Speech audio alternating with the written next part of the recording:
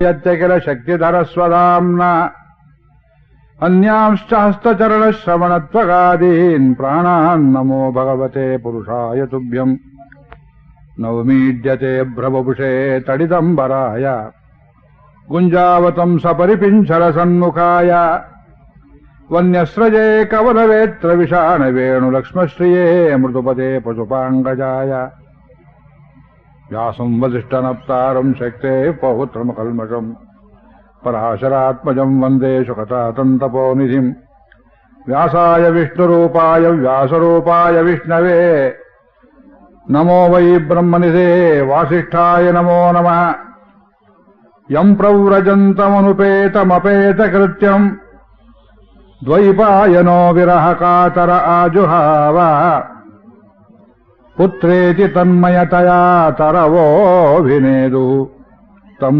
ಸರ್ವಭೂತಹೃದಯಂ ಮುನಿಮಾನತೋಸ್ಮಿ ಯಸ್ವಾನುಭಾವಮಖಿಲಶ್ರುತಿಸಾರಮೇಕಂ ಅಧ್ಯಾತ್ಮದೀಪಮತಿತಿತೀರ್ಷತಾಂ ತಮೋಂಧಂ ಸಂಸಾರಿಣಾಂ ಕರುಣಯಾಃ ಪುರಾಣಗುಹ್ಯಂ ತಂ ವ್ಯಾಸಸೂನುಮುಪಯಾಮಿ ಗುರುಂ ಮುನೀನಾಂ ನಿಗಮಕಲ್ಪತರೋರ್ಗಳಿತಂ ಫಲಂ ಶುಕಮುಖಾದಮೃತದ್ರವ ಸಂಯುತಂ ಪಿಬತ ಭಾಗವತಂ ರಸಮಾಲಯಂ ಮುಹುರಹೋ ರಸಿಕಾ ಭುವಿ ಭಾವುಕಾಃ ಕೃಷ್ಣಪ್ರಿಯಂ ಸಕಲಕಲ್ಮಷನಾಶನಂಚ ಮುಕ್ತ್ಯೇಕಹೇತುಮಿಯ ಭಕ್ತಿವಿಲಾಸಕಾರಿ ಸಂತಃ ಕಥಾನಕಮಿದಂ ಪಿಬತಾದರೇಣ ಲೋಕೆ ಹಿ ತೀರ್ಥ ಪರಿಶೀಲನ ಸೇವಯಾ ಕಿಂ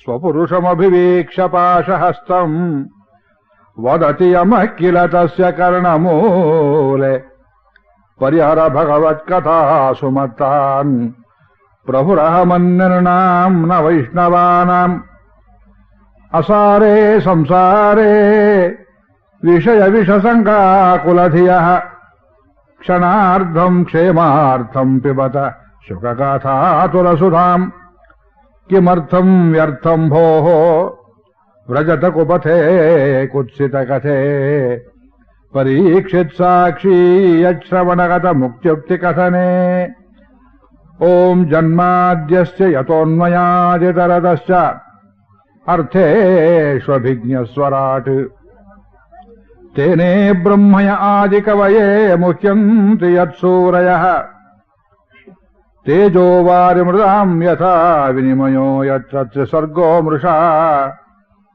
ದಾಮ್ನಾ ಸ್ವೇನ ಸದಾ ನಿರಸ್ತಕುಹಕಂ ಸತ್ಯಂ ಪರಂ ಧೀಮಹಿ ಧರ್ಮ ಪ್ರೋಜ್ಜಿತಕೈತವೋತ್ರ ಪರಮೋ ನಿರ್ಮತ್ಸರಾಣಾಂ ಸತಾಂ ವೇದ್ಯಂ ವಾಸ್ತವಮತ್ರ ವಸ್ತು ಶಿವದಂ ತಾಪತ್ರಯೋನ್ಮೂಲನಂ ಶ್ರೀಮದ್ಭಾಗವತೆ ಮಹಾಮುನಿಕೃತೆ ಕಿಂ ವಾ ಪರೈರೀಶ್ವರೋ ಸದ್ಯೋ ಹೃದ್ಯವರುಧ್ಯತೆ ತ್ರಿಕೃತಿಭಿ ಶುಶ್ರೂಷುಭಿಸ್ತತ್ಕ್ಷಣಾತ್ ಶ್ರೀಕೃಷ್ಣಾಯ ಪರಬ್ರಹ್ಮಣೇ ನಮಃ.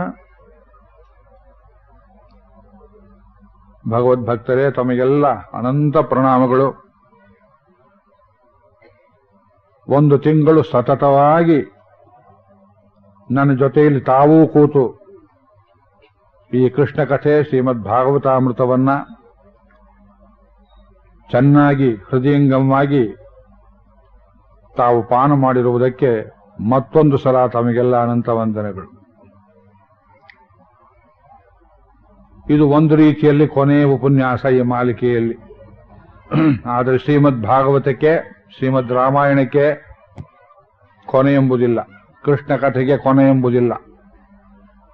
ಮತ್ತೆ ನಿನ್ನೆ ಕೃಷ್ಣಾವತಾರ ಸಮಾಪ್ತಿ ಅಂತ ಹೇಳಿದವಲ್ಲ ಅಂತ ಕೇಳಿದ್ರೆ, 28ನೇ ದ್ವಾಪರ ಯುಗದ ಕೊನೆಯಲ್ಲಿ ಒಂದು ಕೃಷ್ಣಾವತಾರ ಸಮಾಪ್ತಿಯಾಯಿತು.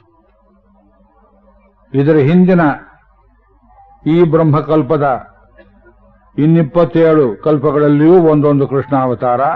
ಕಲ್ಪದಲ್ಲಿ ಈ ದಶಾವತಾರಗಳು ಒಂದರ ಹಿಂದೆ ಒಂದು ಚಕ್ರದಂತೆ ಬರ್ತವೆ. ಇನ್ನು ಮುಂದೆ ಬರೋದು ಇನ್ನು 29ನೇ ಚತುರ್ಯುಗದಲ್ಲಿ ಮತ್ತೆ ಕೃತತ್ರೇತ ದ್ವಾಪರ ವ್ಯವಸ್ಥೆ. ಅದರಲ್ಲಿ ಇದೇ ರೀತಿ ಅವತಾರಗಳು ನಡ್ಕೊಂಡು ಹೋಗ್ತವೆ. ಕಲಿಯುಗದಲ್ಲಿ ಪರಮಾತ್ಮನ ಪ್ರತ್ಯಕ್ಷ ಅವತಾರವಿಲ್ಲ ಅಂತ ನಿನ್ನೆ ಪ್ರಾಸಂಗಿಕವಾಗಿ ಒಂದು ಮಾತನ್ನು ಹೇಳಿದೆ. ತಮಗೆ ಸ್ವಲ್ಪ ಗೊಂದಲ ಆಗಿದೆಯೋ ಏನು ಕಥೆಯೋ. ರಾಮನಂತೆ, ಕೃಷ್ಣನಂತೆ, ನರಸಿಂಹನಂತೆ, ವಾಮನನಂತೆ ಭಗವಂತ ನೇರವಾಗಿ ಈ ಕಲಿಯುಗದಲ್ಲಿ ಬರೋದಿಲ್ಲ, ಅದವನ ನಿಯಮ. ಹಾಗಿದ್ರೆ ಕಲಿಯುಗದವ್ರ ಗತಿ ಏನು? ಹೇಳಿ ಕೇಳಿ ಪಾಪ ಮಾಡಿ ಕಲಿಯುಗದಲ್ಲಿ ಹುಟ್ಟಿದ್ದೇವೆ ನಾವು. ಅದರಲ್ಲಿ ಕಿಂಚಿತ್ ಪುಣ್ಯ ಇರೋದರಿಂದ ಭಗವತ್ ಕಥೆ ಅದು ಇದು ಕೇಳ್ತೇವೆ.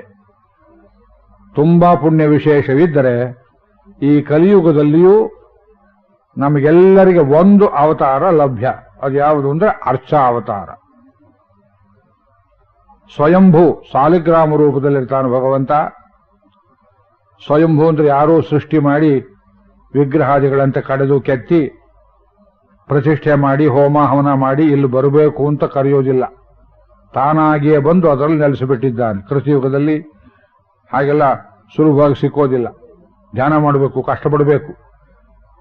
ಕಲಿಯುಗದಲ್ಲಿ ಧ್ಯಾನಕ್ಕೆ ತುಂಬಾ ಶ್ರಮ ಪಡ್ತಾರೆ ಜನ. ಆದ್ದರಿಂದ ಭಕ್ತರ ಕೈಗಳಲ್ಲಿ ಅಡಗುವಂತೆ ಸಾಲಿಗ್ರಾಮ ರೂಪದಲ್ಲಿ ಭಗವಂತ ದೊರಕ್ತಾನೆ. ಇನ್ನೂ ಹೆಚ್ಚು ಚೆನ್ನಾಗಿ ಕಾಣಿಸಬೇಕು ಅಂದ್ರೆ ಶಿಲಾಮೂರ್ತಿಗಳ ರೂಪದಲ್ಲಿ, ಲೋಹ ಮೂರ್ತಿಗಳ ರೂಪದಲ್ಲಿ, ಸೈಕತ ಮೂರ್ತಿಗಳ ರೂಪದಲ್ಲಿ, ದಾರು ವಿಗ್ರಹಗಳ ಅಂದ್ರೆ ಮರದಲ್ಲಿ ಮಾಡಿದ ಗೊಂಬೆ ಆಕಾರದ ಮೂರ್ತಿಗಳಲ್ಲಿ ಅವನನ್ನ ಭಕ್ತರು ಉಂಟು ಮಾಡಿ ಆಮೇಲೆ ಅವನನ್ನ ಪ್ರೀತಿಯಿಂದ ಇದರಲ್ಲಿ ಇಳಿದು ಬಾ ಅಂತ ಕೇಳಿಕೊಂಡು ಹೋಮ ಹವನ ಪ್ರತಿಷ್ಠೆ ಮಾಡಿ ದೇವಸ್ಥಾನಾದಿಗಳಲ್ಲೇನು ತಮಗೆ ಭಗವಂತ ದರ್ಶನ ಕೊಡ್ತಾನೆ. ಇದೆಲ್ಲ ಅರ್ಚಾಮೂರ್ತಿಗಳು. ಕಲಿಯುಗದಲ್ಲಿ ನಮಗೆ ಅರ್ಚಾಮೂರ್ತಿಯನ್ನು ಸಾಕ್ಷಾತ್ ಕೃಷ್ಣನ ಸೇವೆ ಇಲ್ಲ, ಕೃಷ್ಣನ ಗುಡಿ ಇರಬಹುದು. ಅರಮನೆಯಲ್ಲಿ, ಕೋಟೆ ಅರಮನೆಯಲ್ಲಿ ಪ್ರಸನ್ನ ಕೃಷ್ಣ ಸ್ವಾಮಿ, ಅಂಬಿಕಾಲ್ ಕೃಷ್ಣನ ಮೂರ್ತಿ ತಾವು ನೋಡಿರಬಹುದು. ಮೈಸೂರು ಮಹಾರಾಜರು ಶ್ರೀಕೃಷ್ಣನ ವಂಶದವರು. ಅವ್ರಿಗೆ ಬೇರೆ ಬೇರೆಯವರು ಸಹವಾಸ ಎಲ್ಲ ಬಂತು ಬೇರೆ ಬೇರೆ ಕಡೆಯಲ್ಲಿ. ಯದುರಾಯರು, ಕೃಷ್ಣರಾಯರು ಗುಜರಾತ್ ಕಡೆ, ದ್ವಾರಕೆ ಕಡೆಯಿಂದ ರಾಜ್ಯಹೀನರಾಗಿ ರಾಜ್ಯಭ್ರಷ್ಟರಾಗಿ ದಕ್ಷಿಣ ಭಾರತದ ಕಡೆಗೆ ಬಂದರು. ವಿಂಧ್ಯವಾಸಿನಿಯನ್ನು ಪೂಜೆ ಮಾಡ್ತಾ ಇದ್ರು. ಇಲ್ಲಿ ಚಾಮುಂಡೇಶ್ವರಿ ಅವರಿಗೆ ಪ್ರತ್ಯಕ್ಷ ಆದಳು. ಆದರೆ ತಮ್ಮ ವಂಶದ ಮೂಲ ಪುರುಷ ಕೃಷ್ಣನನ್ನ ಬಿಡಲಾರದೆ ಆ ವಂಶದಲ್ಲಿ ಎಷ್ಟು ಜನ ಕೃಷ್ಣರಾಜ ಒಡೆಯರ್ ಹೆಸರಿಟ್ಟುಕೊಂಡಿದ್ದಾರೆ ನೋಡಿ. 4 ಜನ ಆಗಿ ಹೋದ್ರು. ಮೈಸೂರು ಅರಸರು ಅರಸೊತ್ತಿಗೆಯನ್ನು ಯಾರು ಒತ್ತರಿಸಿಕೊಂಡ್ರು ವಂಶದವರಿದ್ದಾರೆ. ಮುತ್ತ ಬರ್ತಕ್ಕಂತಹ ಮಕ್ಕಳಿಗೆ ಅದೇ ಹೆಸರು ನೀಡ್ತಾರೆ. ಅವರು ದರ್ಶನ ಮಾಡುವುದಕ್ಕೆ ಅರಮನೆಯಲ್ಲಿ ಎದ್ದರೆ ಬೆಳಗ್ಗೆ ಕಣ್ಣುಜ್ಜಿಕೊಂಡು ನೋಡಿದ್ರೆ ಕೃಷ್ಣ ದರ್ಶನ ಆಗಬೇಕು ಅಂತ ಹತ್ತಿರದಲ್ಲಿ ಕೃಷ್ಣನ ಗುಡಿ ಕಟ್ಟಿಸಿಕೊಂಡ್ರು. ಇವತ್ತು ಆ ದೇವಸ್ಥಾನ ಕೇಳೋರಿಲ್ಲ, ಪಾಡು ಬಿದ್ದಿದೆ. ಯಾತಕ್ಕೆ ಅಂದ್ರೆ ಮಹಾರಾಜರು ಹೋದ್ಮೇಲೆ ಮಹಾರಾಜರು ಪೂಜೆ ಮಾಡಿ ದೇವರಿಂದ ನಮಗಾಗಬೇಕಾದ್ದೇನು? ಇದು ಸರ್ಕಾರದವರ ಧೋರಣೆ. ಮುಜರಾಯಿ ಹೇಳ್ತಾರೆ, ಮುಜರಾಯಿ ಎಷ್ಟು ವೈಭವದಿದ್ದು ಒಳಗೆ ಹೋಗೋದಕ್ಕೆ ನಮಗೆ ಅವಕಾಶವಿರ್ತಿರಲಿಲ್ಲ. ಇರಲಿ, ಪ್ರಸಂಗಾತ ಹೇಳಿದ ಮಾತು. ಇಂತಹ ಕೃಷ್ಣನ ಅಸಂಖ್ಯಾತ ಗುಡಿಗಳು ದಕ್ಷಿಣ ಭಾರತದಲ್ಲಿ, ಉತ್ತರ ಭಾರತದಲ್ಲಿ ಕೇಶವಜಿ ಮಂದಿರ್, ಕೃಷ್ಣನ ಅವತಾರ ಕ್ಷೇತ್ರದಲ್ಲಿಯೇ ಔರಂಗಜೇಬಾಲ್ ಮಸೀದಿ ಕಟ್ಟಿದ್ರು, ಕೆಳಗಡೆ ಪ್ರತಿಷ್ಠೆ ಮಾಡಿದ್ದಾರೆ, ಪಕ್ಕದಲ್ಲಿ ಮಾಡಿದ್ದಾರೆ. ಹನುಮಾನ್ ಪ್ರಸಾದ್ ಪದ್ದಾರ್ ಅವರು, ಮದನ್ ಮೀರ್ ಮಾಲವೀಯ ಅವರು ಆ ಕೃಷ್ಣನ ಸ್ಮರಣೆಯಲ್ಲಿ ನಾವು ಬಾಳಲಾರೆವು.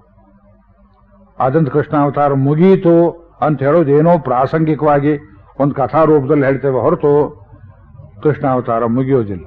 ಕೃಷ್ಣ ನೀನಿವತ್ತು ಬೇಕು, ಇವತ್ತು ಬಂದು ನೀವು ಉದ್ಧಾರ ಮಾಡಬೇಕು, ನಮಗೆ ಮಾರ್ಗದರ್ಶನ ಮಾಡಬೇಕಪ್ಪ. ಜರಾಸಂಧ ಇನ್ನೂ ಇದ್ದಾನೆ, ಶಿಶುಪಾಲ ಇದ್ದಾನೆ, ಕಂಸ ಇದ್ದಾನೆ. ರಾಜಕೀಯವೆಲ್ಲ ಕಾಳಿನ ಮುಡು ಆದಾಗ ಹೊಲಸಾಗಿಬಿಟ್ಟಿದೆ. ಇದನ್ನೆಲ್ಲ ಶುದ್ಧೀಕರಣ ಮಾಡಿ ಮತ್ತೆ ಸತ್ಪ್ರಜೆಗಳನ್ನ ದೇವಿಕಿ ವಸುದೇವರಂತೆ ಸೆರೆ ಇದ್ದವ್ರನ್ನೆಲ್ಲ ಬಿಡಿಸಬೇಕು. ಕೃಷ್ಣಾವತಾರ ಕಾರ್ಯ ಹೇಗೆ ಮುಗಿಯುತ್ತೆ ಹೇಳಿ? ಅದು ದ್ವಾಪರಯುಗದ ಅವತಾರ ಮುಗಿದರೂ ಅರ್ಚಾವತಾರ ಮೂರ್ತಿ ರೂಪದಲ್ಲಿ ನಿಂತು, ಗ್ರಂಥ ರೂಪದಲ್ಲಿ ನಿಂತು, ಪಾರಾಯಣ ಪ್ರವಚನ ರೂಪದಲ್ಲಿ ನಿಂತು, ನಮ್ಮ ನಿಮ್ಮ ಎಲ್ಲರ ಹೃದಯದಲ್ಲಿ ಆರಾಧ್ಯ ಮೂರ್ತಿಯಾಗಿ ನಿಂತು, ದಿವ್ಯ ಸ್ಫೂರ್ತಿಯಾಗಿ ನಿಂತು, ನಮ್ಮ ತ್ರಿಕರಣಗಳನ್ನ, ಕಾಯ ವಾಕ್ ಮನಸ್ಸುಗಳನ್ನು ಪ್ರೇರಣೆ ಮಾಡ್ತಾ ಇರತಕ್ಕಂತಹ ಕೃಷ್ಣನನ್ನ ಮರೆಯುವುದು ಶಕ್ಯವಿಲ್ಲ ತತ್ರಾಪಿ ಕಲಿಯುಗದಲ್ಲಿ. ನಿನ್ನೆ ಕೃಷ್ಣಾವತಾರ ಮುಗಿಯಿತು ಅಂತ ಒಂದು ರೀತಿ ಹೇಳಿದೆ. ಉದ್ಧವನ ಕೊನೆಯ ಮಾತು, ಪ್ರಭು ನೀನಿಲ್ಲದೆ ಹೇಗಿರಲಿ ನಾನು, ಬದಲಿಗೆ ಹೋಗೋ, ನಾನಲ್ಲಿದ್ದೀನಿ ಇಂದ ಸ್ವಾಮಿ, ನೀನಲ್ಲಿದ್ದೀಯ, ಜಗತ್ತೆ ಮುಳುಗಿ ಹೋದ್ಮೇಲೆ ನೀನೆಲ್ಲಿರ್ತೀಯ, ದ್ವಾರಕೆ ಮುಳುಗಿ ಹೋದ್ಮೇಲೆ ನೀನೆಲ್ಲಿರ್ತೀಯ. ಅವನು ಹೇಳ್ತಾನೆ, ಚತುರ್ಭುಜನಾಗಿ ಶಂಖಚಕ್ರ ಗದಾಧರನಾಗಿ ಕೂತಿರ್ತೇನಪ್ಪ ಬದರಿಯಲ್ಲಿ, ಅಲ್ಲಿ ಸಾಕ್ಷಾತ್ ಆಗಿ ಬಂದು ನನ್ನ ಜನ ದರ್ಶನ ಮಾಡಲಿ. ಬದ್ರಿನಾಥ್ ಯಾತ್ರೆಗೆ ಬಂದವರು ನನ್ನ ದರ್ಶನವೇ ಮಾಡ್ತಾರೆ. ಅಲ್ಲಿ ವೇದವ್ಯಾಸರು ಅವರು ಒಂದು ರೀತಿಯಲ್ಲಿ ಈ ಸಪ್ತ ಚಿರಜೀವಿಗಳಲ್ಲಿ ಒಂದು ಹೇಳ್ತಾರೆ ನೋಡಿ, ಅವ್ರ ಕ್ಷೇತ್ರ ವಿಶಾಲ್ ಬದ್ರಿ ಅಂತಾರವರು. ಬದ್ರಿಗೆ ಹೋಗೋ ಬಸ್ಸುಗಳಲ್ಲಿ ಬೋಲೋ ವಿಶಾಲ್ ಬದ್ರಿ, ಅದು ಹೇಳ್ಕೊಂಡೇ ಹೋಗಬೇಕದು. ಎಷ್ಟೋ ಬದ್ರಿ ಕ್ಷೇತ್ರಗಳಿವೆ, ಅದು ವಿಶಾಲ್ ಬದ್ರಿ. ಎಲಚಿ ಗಿಡ ಇತ್ತು ಒಂದು ಕಾಲದಲ್ಲಿ, ಬದರಿ ಕ್ಷೇತ್ರ, ಬದರಿ ಗಿಡ, ಅದರ ಕೆಳಗಡೆ ವೇದವ್ಯಾಸರು ಧ್ಯಾನಾರೂಢರಾಗಿದ್ದರು. ಅದೇ ಜಾಗದಲ್ಲಿ ಕೃಷ್ಣ ಇವತ್ತು ಲೋಕವನ್ನ ಅನುಗ್ರಹ ಮಾಡ್ತಾ ಇದ್ದಾನೆ. ಉದ್ಧವನಿಗೆ ಹೇಳ್ದ, ನನಗೆ ನೀನೇ ಉತ್ಸವ ಮೂರ್ತಿ ಅಲ್ಲಿ ಇನ್ಮೇಲೆ ಅಂತ. ಬದರಿ ಕ್ಷೇತ್ರದಲ್ಲಿ ಕೃಷ್ಣನ ಮೂರ್ತಿಗೆ ಉತ್ಸವ ಮೂರ್ತಿ ಬೇರೊಂದು ವಿಗ್ರಹ ಎಲ್ಲ, ಉದ್ಧವನೇ ಉತ್ಸವ ಮೂರ್ತಿ, ಅವನೇ ಮೂಲ ಕೃಷ್ಣ, ಉದ್ಧವನೇ ಉತ್ಸವ ಮೂರ್ತಿ. ಚಳಿ ಐಸ್ ಬೀಳುವುದಕ್ಕೆ ಆರಂಭವಾದರೆ, ಮಂಜುಗಡ್ಡೆ ಬೀಳುವುದಕ್ಕೆ ಆರಂಭವಾದರೆ ದೇವಸ್ಥಾನ ಮುಚ್ಚಿಬಿಡ್ತಾರೆ. ಆ ಉತ್ಸವ ಮೂರ್ತಿಯ ಉದ್ಧವನನ್ನ ಜೋಶಿ ಮಠ್, ಜ್ಯೋತಿರ್ಪೀಠ, ಅಲ್ಲಿ ಕರ್ಕೊಂಡ್ಬರ್ತಾರೆ. ಅದು ಮುಗಿದ ಮೇಲೆ ಮತ್ತೆ ದೇವಸ್ಥಾನ ತೆಗೆದಾಗ ಮತ್ತೆ ಅಲ್ಲಿಗೆ ತಗೊಂಡೋಗಿರ್ತಾರೆ. ಗರ್ವಾಲ್ ಮಹಾರಾಜರು ಸೇರಿದ ದೇವಸ್ಥಾನ ಇದೊಂದು ಕ್ಷೇತ್ರ. ಅದನ್ನು ದರ್ಶನ ಮಾಡಿದ್ರೆ ಕೃಷ್ಣ ದರ್ಶನ ಕೊರತೆ ಆಗಲಿಲ್ವಲ್ಲ ಅನ್ನೋ ತಮಗೆ ತೀರುತ್ತೆ. ಉದ್ಧವ ನನಗೆ ನೀಡಿಗೆ ಸಂವಾದವನ್ನ ಈ ಕ್ಷೇತ್ರದಲ್ಲಿ ನಿತ್ಯ ಪಾರಾಯಣ ಮಾಡುವಂತಾಗಲಿ ಸ್ವಾಮಿ ಅನುಗ್ರಹ ಮಾಡಿದ್ದಾನೆ. 11ನೇ ಸ್ಕಂದ ನಿತ್ಯ ಪಾರಾಯಣ ಮಾಡ್ತಾರೆ. 3ನೇ ಮಾತನ್ನು ಹೇಳಿದ, ನಾನು ಮತ್ತೊಂದು ರೂಪದಲ್ಲಿರ್ತೇನಪ್ಪ ಈ ಕಲಿಯುಗದಲ್ಲಿ. ಯಾವ ರೂಪದಲ್ಲಿ? ಶುಕಾಚಾರ್ಯರು ಪರೀಕ್ಷಿತನಿಗೆ ಹೇಳ್ತಾರಲ್ಲ ಕಥೆ, ಆ ಶ್ರೀಮದ್ ಭಾಗವತದ ಅಕ್ಷರ ರೂಪದಲ್ಲಿರ್ತೇನೆ. ಶ್ರೀರಾಮಚಂದ್ರ ಈ ಮಾತನ್ನು ಹೇಳಲಿಲ್ಲ, ಅದು ರಾಮಾಯಣದಲ್ಲಿದ್ದಾನೆ. ರೇಫಾ ಮಕಾರ ಇಲ್ಲದೆ ಇರುವ ರಾಮ ಅಂತ ನೇರ ಬರೆದಿದ್ದು ಎಲ್ಲಿಯೋಮ ಇದಿಲ್ಲದೆ ಇರುವಂತಹ ಶ್ಲೋಕವೇ ಇಲ್ಲ ವಾಲ್ಮೀಕಿ ರಾಮಾಯಣದಲ್ಲಿ. ಒಳಗೆ ನೋಡಿದ್ರೆ ಕಾಣಿಸುತ್ತೆ. ಅಂಥ ಮರ್ಮ ಶ್ರೀಮದ್ ಭಾಗವತದಲ್ಲಿ ಪ್ರತಿ ಅಕ್ಷರವೂ ಕೃಷ್ಣಮಯವಾದ್ದರಿಂದ ತಮಗೆ ಶ್ರೀಮದ್ ಭಾಗವತ ಓದಿದ, ಕೇಳಿದ, ಪಾರಾಯಣ ಮಾಡಿದ, ಶ್ರವಣ ಮಾಡಿದ ಫಲ ಕ್ಷಿಪ್ರದಲ್ಲಿ ತಮಗೆ ಒದಗುತ್ತದೆ. ನಿನ್ನೆ ನಮ್ಮ ಮಿತ್ರರು ಶ್ರೀಮಾನ್ ಉಮೇಶ್ ಭಟ್ರು ಬೆಂಗಳೂರಿಂದ ಫೋನ್ ಮಾಡಿದ್ರು. ಅವತ್ತು ಬಂದಿದ್ರಲ್ಲ, ಉತ್ಸವಕ್ಕೆ 10,000 ರೂಪಾಯಿ ಕೊಟ್ಟವರು. ಅವ್ರ ಜೊತೆಲಿ ಇನ್ನೊಬ್ರು ಬಂದಿದ್ರು, BN ರಾವ್ ಅಂತ. ಅವರು ಕೆನರಾ ಬ್ಯಾಂಕ್ನಲ್ಲಿ ಈ ಪಬ್ಲಿಕ್ ರಿಲೇಷನ್ಸ್ ಆಫೀಸರ್ ಆಗಿ 40 ವರ್ಷ ಬೆಂಗಳೂರಲ್ಲೇ ಇದ್ದವರು, ಎಲ್ಲೂ ಟ್ರಾನ್ಸ್ಫರ್ ಆಗದೆ. ಅವರು ಅನನ್ಯ ಕೃಷ್ಣ ಭಕ್ತರು, ಗುರುವಾಯೂರಪ್ಪನ ಭಕ್ತರು. ಅವ್ರ ಮಗ ಅಮೆರಿಕಕ್ಕೆ ಹೋಗಿದ್ದಾನೆ. ಉಮೇಶ್ ಭಟ್ರು ಹೇಳಿದ್ರು, ರುಕ್ಮಿಣಿ ಕಲ್ಯಾಣ ದಿವಸ ಬಂದಿದ್ರು, ಅವರ ಚಿರಂಜೀವನಿಗೆ ಕಲ್ಯಾಣ ನಿಷ್ಕರ್ಷೆಯಾಗಿದೆ, ಮದುವೆ ನಿಷ್ಕರ್ಷೆಯಾಗಿದೆ. ನಿಮಗೆ ಆಶ್ವಾಸನೆ ಕೊಡ್ತೇನೆ, ಇಲ್ಲಿ ಯಾರ್ಯಾರು ಕನ್ಯಾಮಣಿಯರಿಗಿನ್ನೂ ವಿವಾಹ ಆಗಿಲ್ಲ ಅವರ ಅನ್ವೇಷಣೆ ಮಾಡ್ತಾ ಇದ್ದೀರಿ, ಯಾವ ಯಾವ ವರರಿಗಿನ್ನೂ ಸರಿಯಾದ ಕನ್ಯೆಯರು ಸಿಕ್ಕಿಲ್ಲವೋ ಅವರೆಲ್ಲರಿಗೂ ಶೀಘ್ರದಲ್ಲಿ ವಿವಾಹ ಪ್ರಾಪ್ತಿಯಾಗುತ್ತೆ.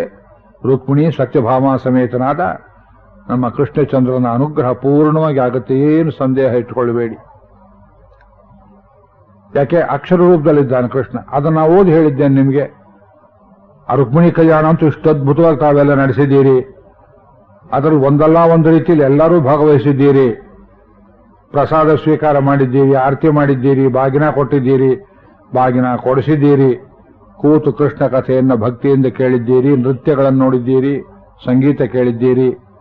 ಬರೀ ವಿವಾಹ ಮಾತ್ರ ಅಲ್ಲ, ಯಾರಿಗೆ ಮಕ್ಕಳಾಗಲಿಲ್ಲ ಒಳ್ಳೆ ಮಕ್ಕಳಾಗ್ತಾರೆ, ಯಾರಿಗೆ ಉದ್ಯೋಗ ಪ್ರಾಪ್ತಿ ಇಲ್ಲ ಒಳ್ಳೆ ಉದ್ಯೋಗ ಪ್ರಾಪ್ತಿ ಆಗುತ್ತೆ, ಯಾರಿಗೆ ವ್ಯವಸಾಯ ವ್ಯಾಪಾರದಲ್ಲಿ ನಷ್ಟವಾಗಿದೆ ಅದೆಲ್ಲ ತೀರಿ ಇನ್ನು ಶುಭೋದಯದ ಕಾಲ ಉಂಟಾಗ್ತದೆ.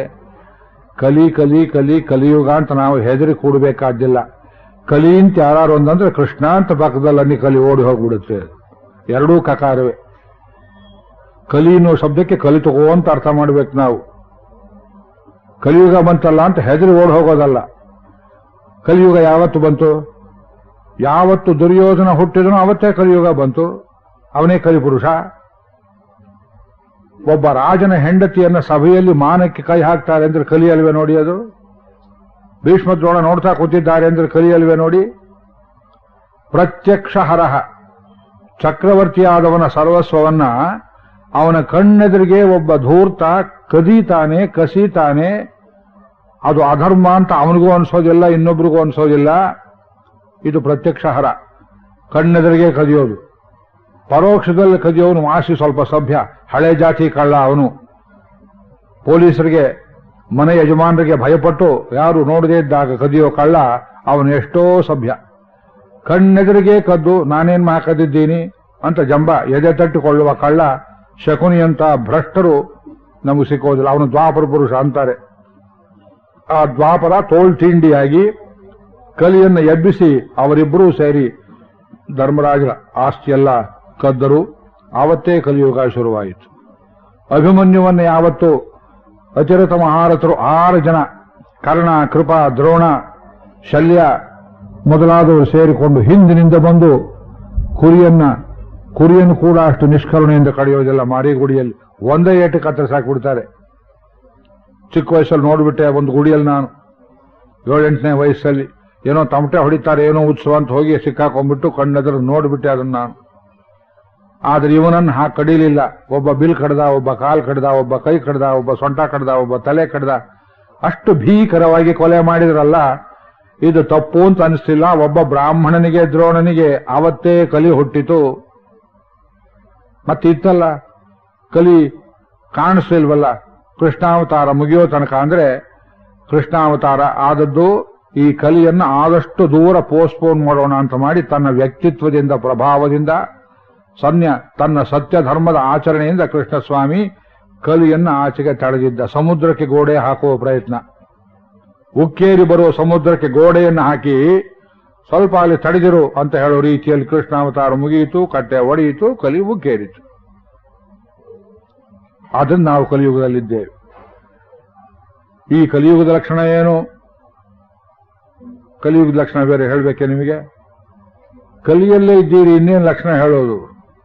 ಇದನ್ನ ಹೇಳಿದ್ರೆ ಇದೆಲ್ಲ ಅಭ್ಯಾಸ ಮಾಡೋಕೆ ಶುರು ಮಾಡಿಬಿಡ್ತಾರೆ ಜನಗಳು. ವಿಷ್ಣು ಪುರಾಣದಲ್ಲಿ ತುಂಬಾ ಘೋರವಾಗಿ ವರ್ಣಿಸಿದ್ದಾರೆ. ಶುಕಾಚಾರ್ಯರು ಪರೀಕ್ಷಿತ್ ರಾಜನಿಗೆ ಹೇಳ್ತಾ ಇದ್ದಾರೆ, ಅಯ್ಯ, ಇನ್ನು ಬರಲಿರುವುದು ಕಲಿಯುಗ. ಅದಕ್ಕೆ ಒಂದು ಮುಖ್ಯ ಲಕ್ಷಣ ಅಂದ್ರೆ ನಿನ್ನಂತ ಧಾರ್ಮಿಕ ದೊರೆಯೂ ಒಬ್ಬ ಶಾಂತನು ನಿರಪರಾಧಿಯೂ ಆದ ಬ್ರಾಹ್ಮಣ ಶಮೀಕನ ಕೊರಳಿಗೆ ಒಂದು ಸತ್ತ ಹಾವನ್ನು ಮಾಲಿಕೆಯನ್ನಾಗಿ ಹಾಕ್ತೀಯ ಎಂದು ನೋಡಿ ಕಲಿಯಲ್ಲವೇ ಎಂದರು. ಈ ಚೇಷ್ಟೆ ಮಾಡಬಹುದೇ ಹೇಳಿ? ಇಷ್ಟು ಧರ್ಮಿಷ್ಠನಾದ ಪರೀಕ್ಷಿತ್ ರಾಜ ಧರ್ಮರಾಜನಿಗಿಂತ ಚೆನ್ನಾಗಿ ರಾಜ್ಯಭಾರ ಮಾಡಿದವನು. ಆ ಶಮೀಕನೆಂಬ ದೊರೆ, ಅವತ್ತು ಹೇಳಿದ್ದೇನೆ ಒಂದು ದಿವಸ ಕಥೆಯನ್ನ. ಇವನಿಗೆ ಶಾಪ ಬರುವುದಕ್ಕೆ ಕಾರಣವಾದದ್ದು, ಬೇಟೆ ಆಡ್ತಿದ್ದ, ಬಳಲಿಕೆ ಆಯಿತು, ಗಾಂಧಾರ ಪ್ರಾಂತದಲ್ಲಿ ಸುತ್ತಾಡ್ತಾ ಇದ್ದ. ಒಂದು ಆಶ್ರಮಕ್ಕೆ ಬಂದ. ಯಾರಿದ್ದೀರಿ ಅಲ್ಲಿ, ಸ್ವಲ್ಪ ನೀರು ಕೊಡಿ ಅಂತ ಕೇಳಿದ. ಅದು ಋಷ್ಯಾಶ್ರಮ.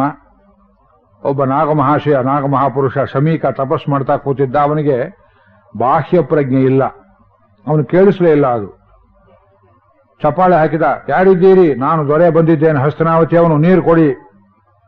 ಇವನೇನು ಅಪೇಕ್ಷೆ ಪಟ್ಟಿದ್ದ? ಆಶ್ರಮದೊಳಗಿಂದ ಅರ್ಘ್ಯಪಾದ್ಯ ಎಲ್ಲ ತಗೊಂಡ್ಬಂದು ಪೂರ್ಣ ಕುಂಭ ಕಲಶ ಕೊಟ್ಟು ರಾಜನಿಗೆ ಮಾಡ್ತಾರಲ್ಲ, ಆ ರೀತಿ ಕರ್ಕೊಂಡೋಗಿ ಕೂರಿಸಿ ಉಪಚಾರ ಮಾಡ್ತಾರೆ, ಒಳ್ಳೆ ಮಾತನ್ನಾಡ್ತಾರೆ. ನಿರೀಕ್ಷೆ ಮಾಡಿ ತಪ್ಪಲ್ಲ, ಅದು ನಡೀಲಿಲ್ಲವಾದ್ರಿಂದ ಒಳಗೆ ಹೋದ. ನೋಡ್ತಾನೆ ಕೂತಿದ್ದಾನು ಮಹರ್ಷಿ. ಬೇಕಂತ ನಾನು ಅಪಮಾನ ಮಾಡಿದ ಅನ್ನುವ ಭ್ರಾಂತಿ ಉಂಟಾಯಿತು. ಆ ಕ್ಷಣದಲ್ಲಿ ಕಲಿಪ್ರವೇಶವಾಯಿತು. ನಮ್ಮಲ್ಲಿ ನಿಮ್ಮಲ್ಲಿ ಕಲಿಪ್ರವೇಶ ಆಗಿದೆಯೋ ಅಲ್ವೇ ಪತ್ತೆ ಮಾಡ್ಕೊಳ್ತೀರಿ?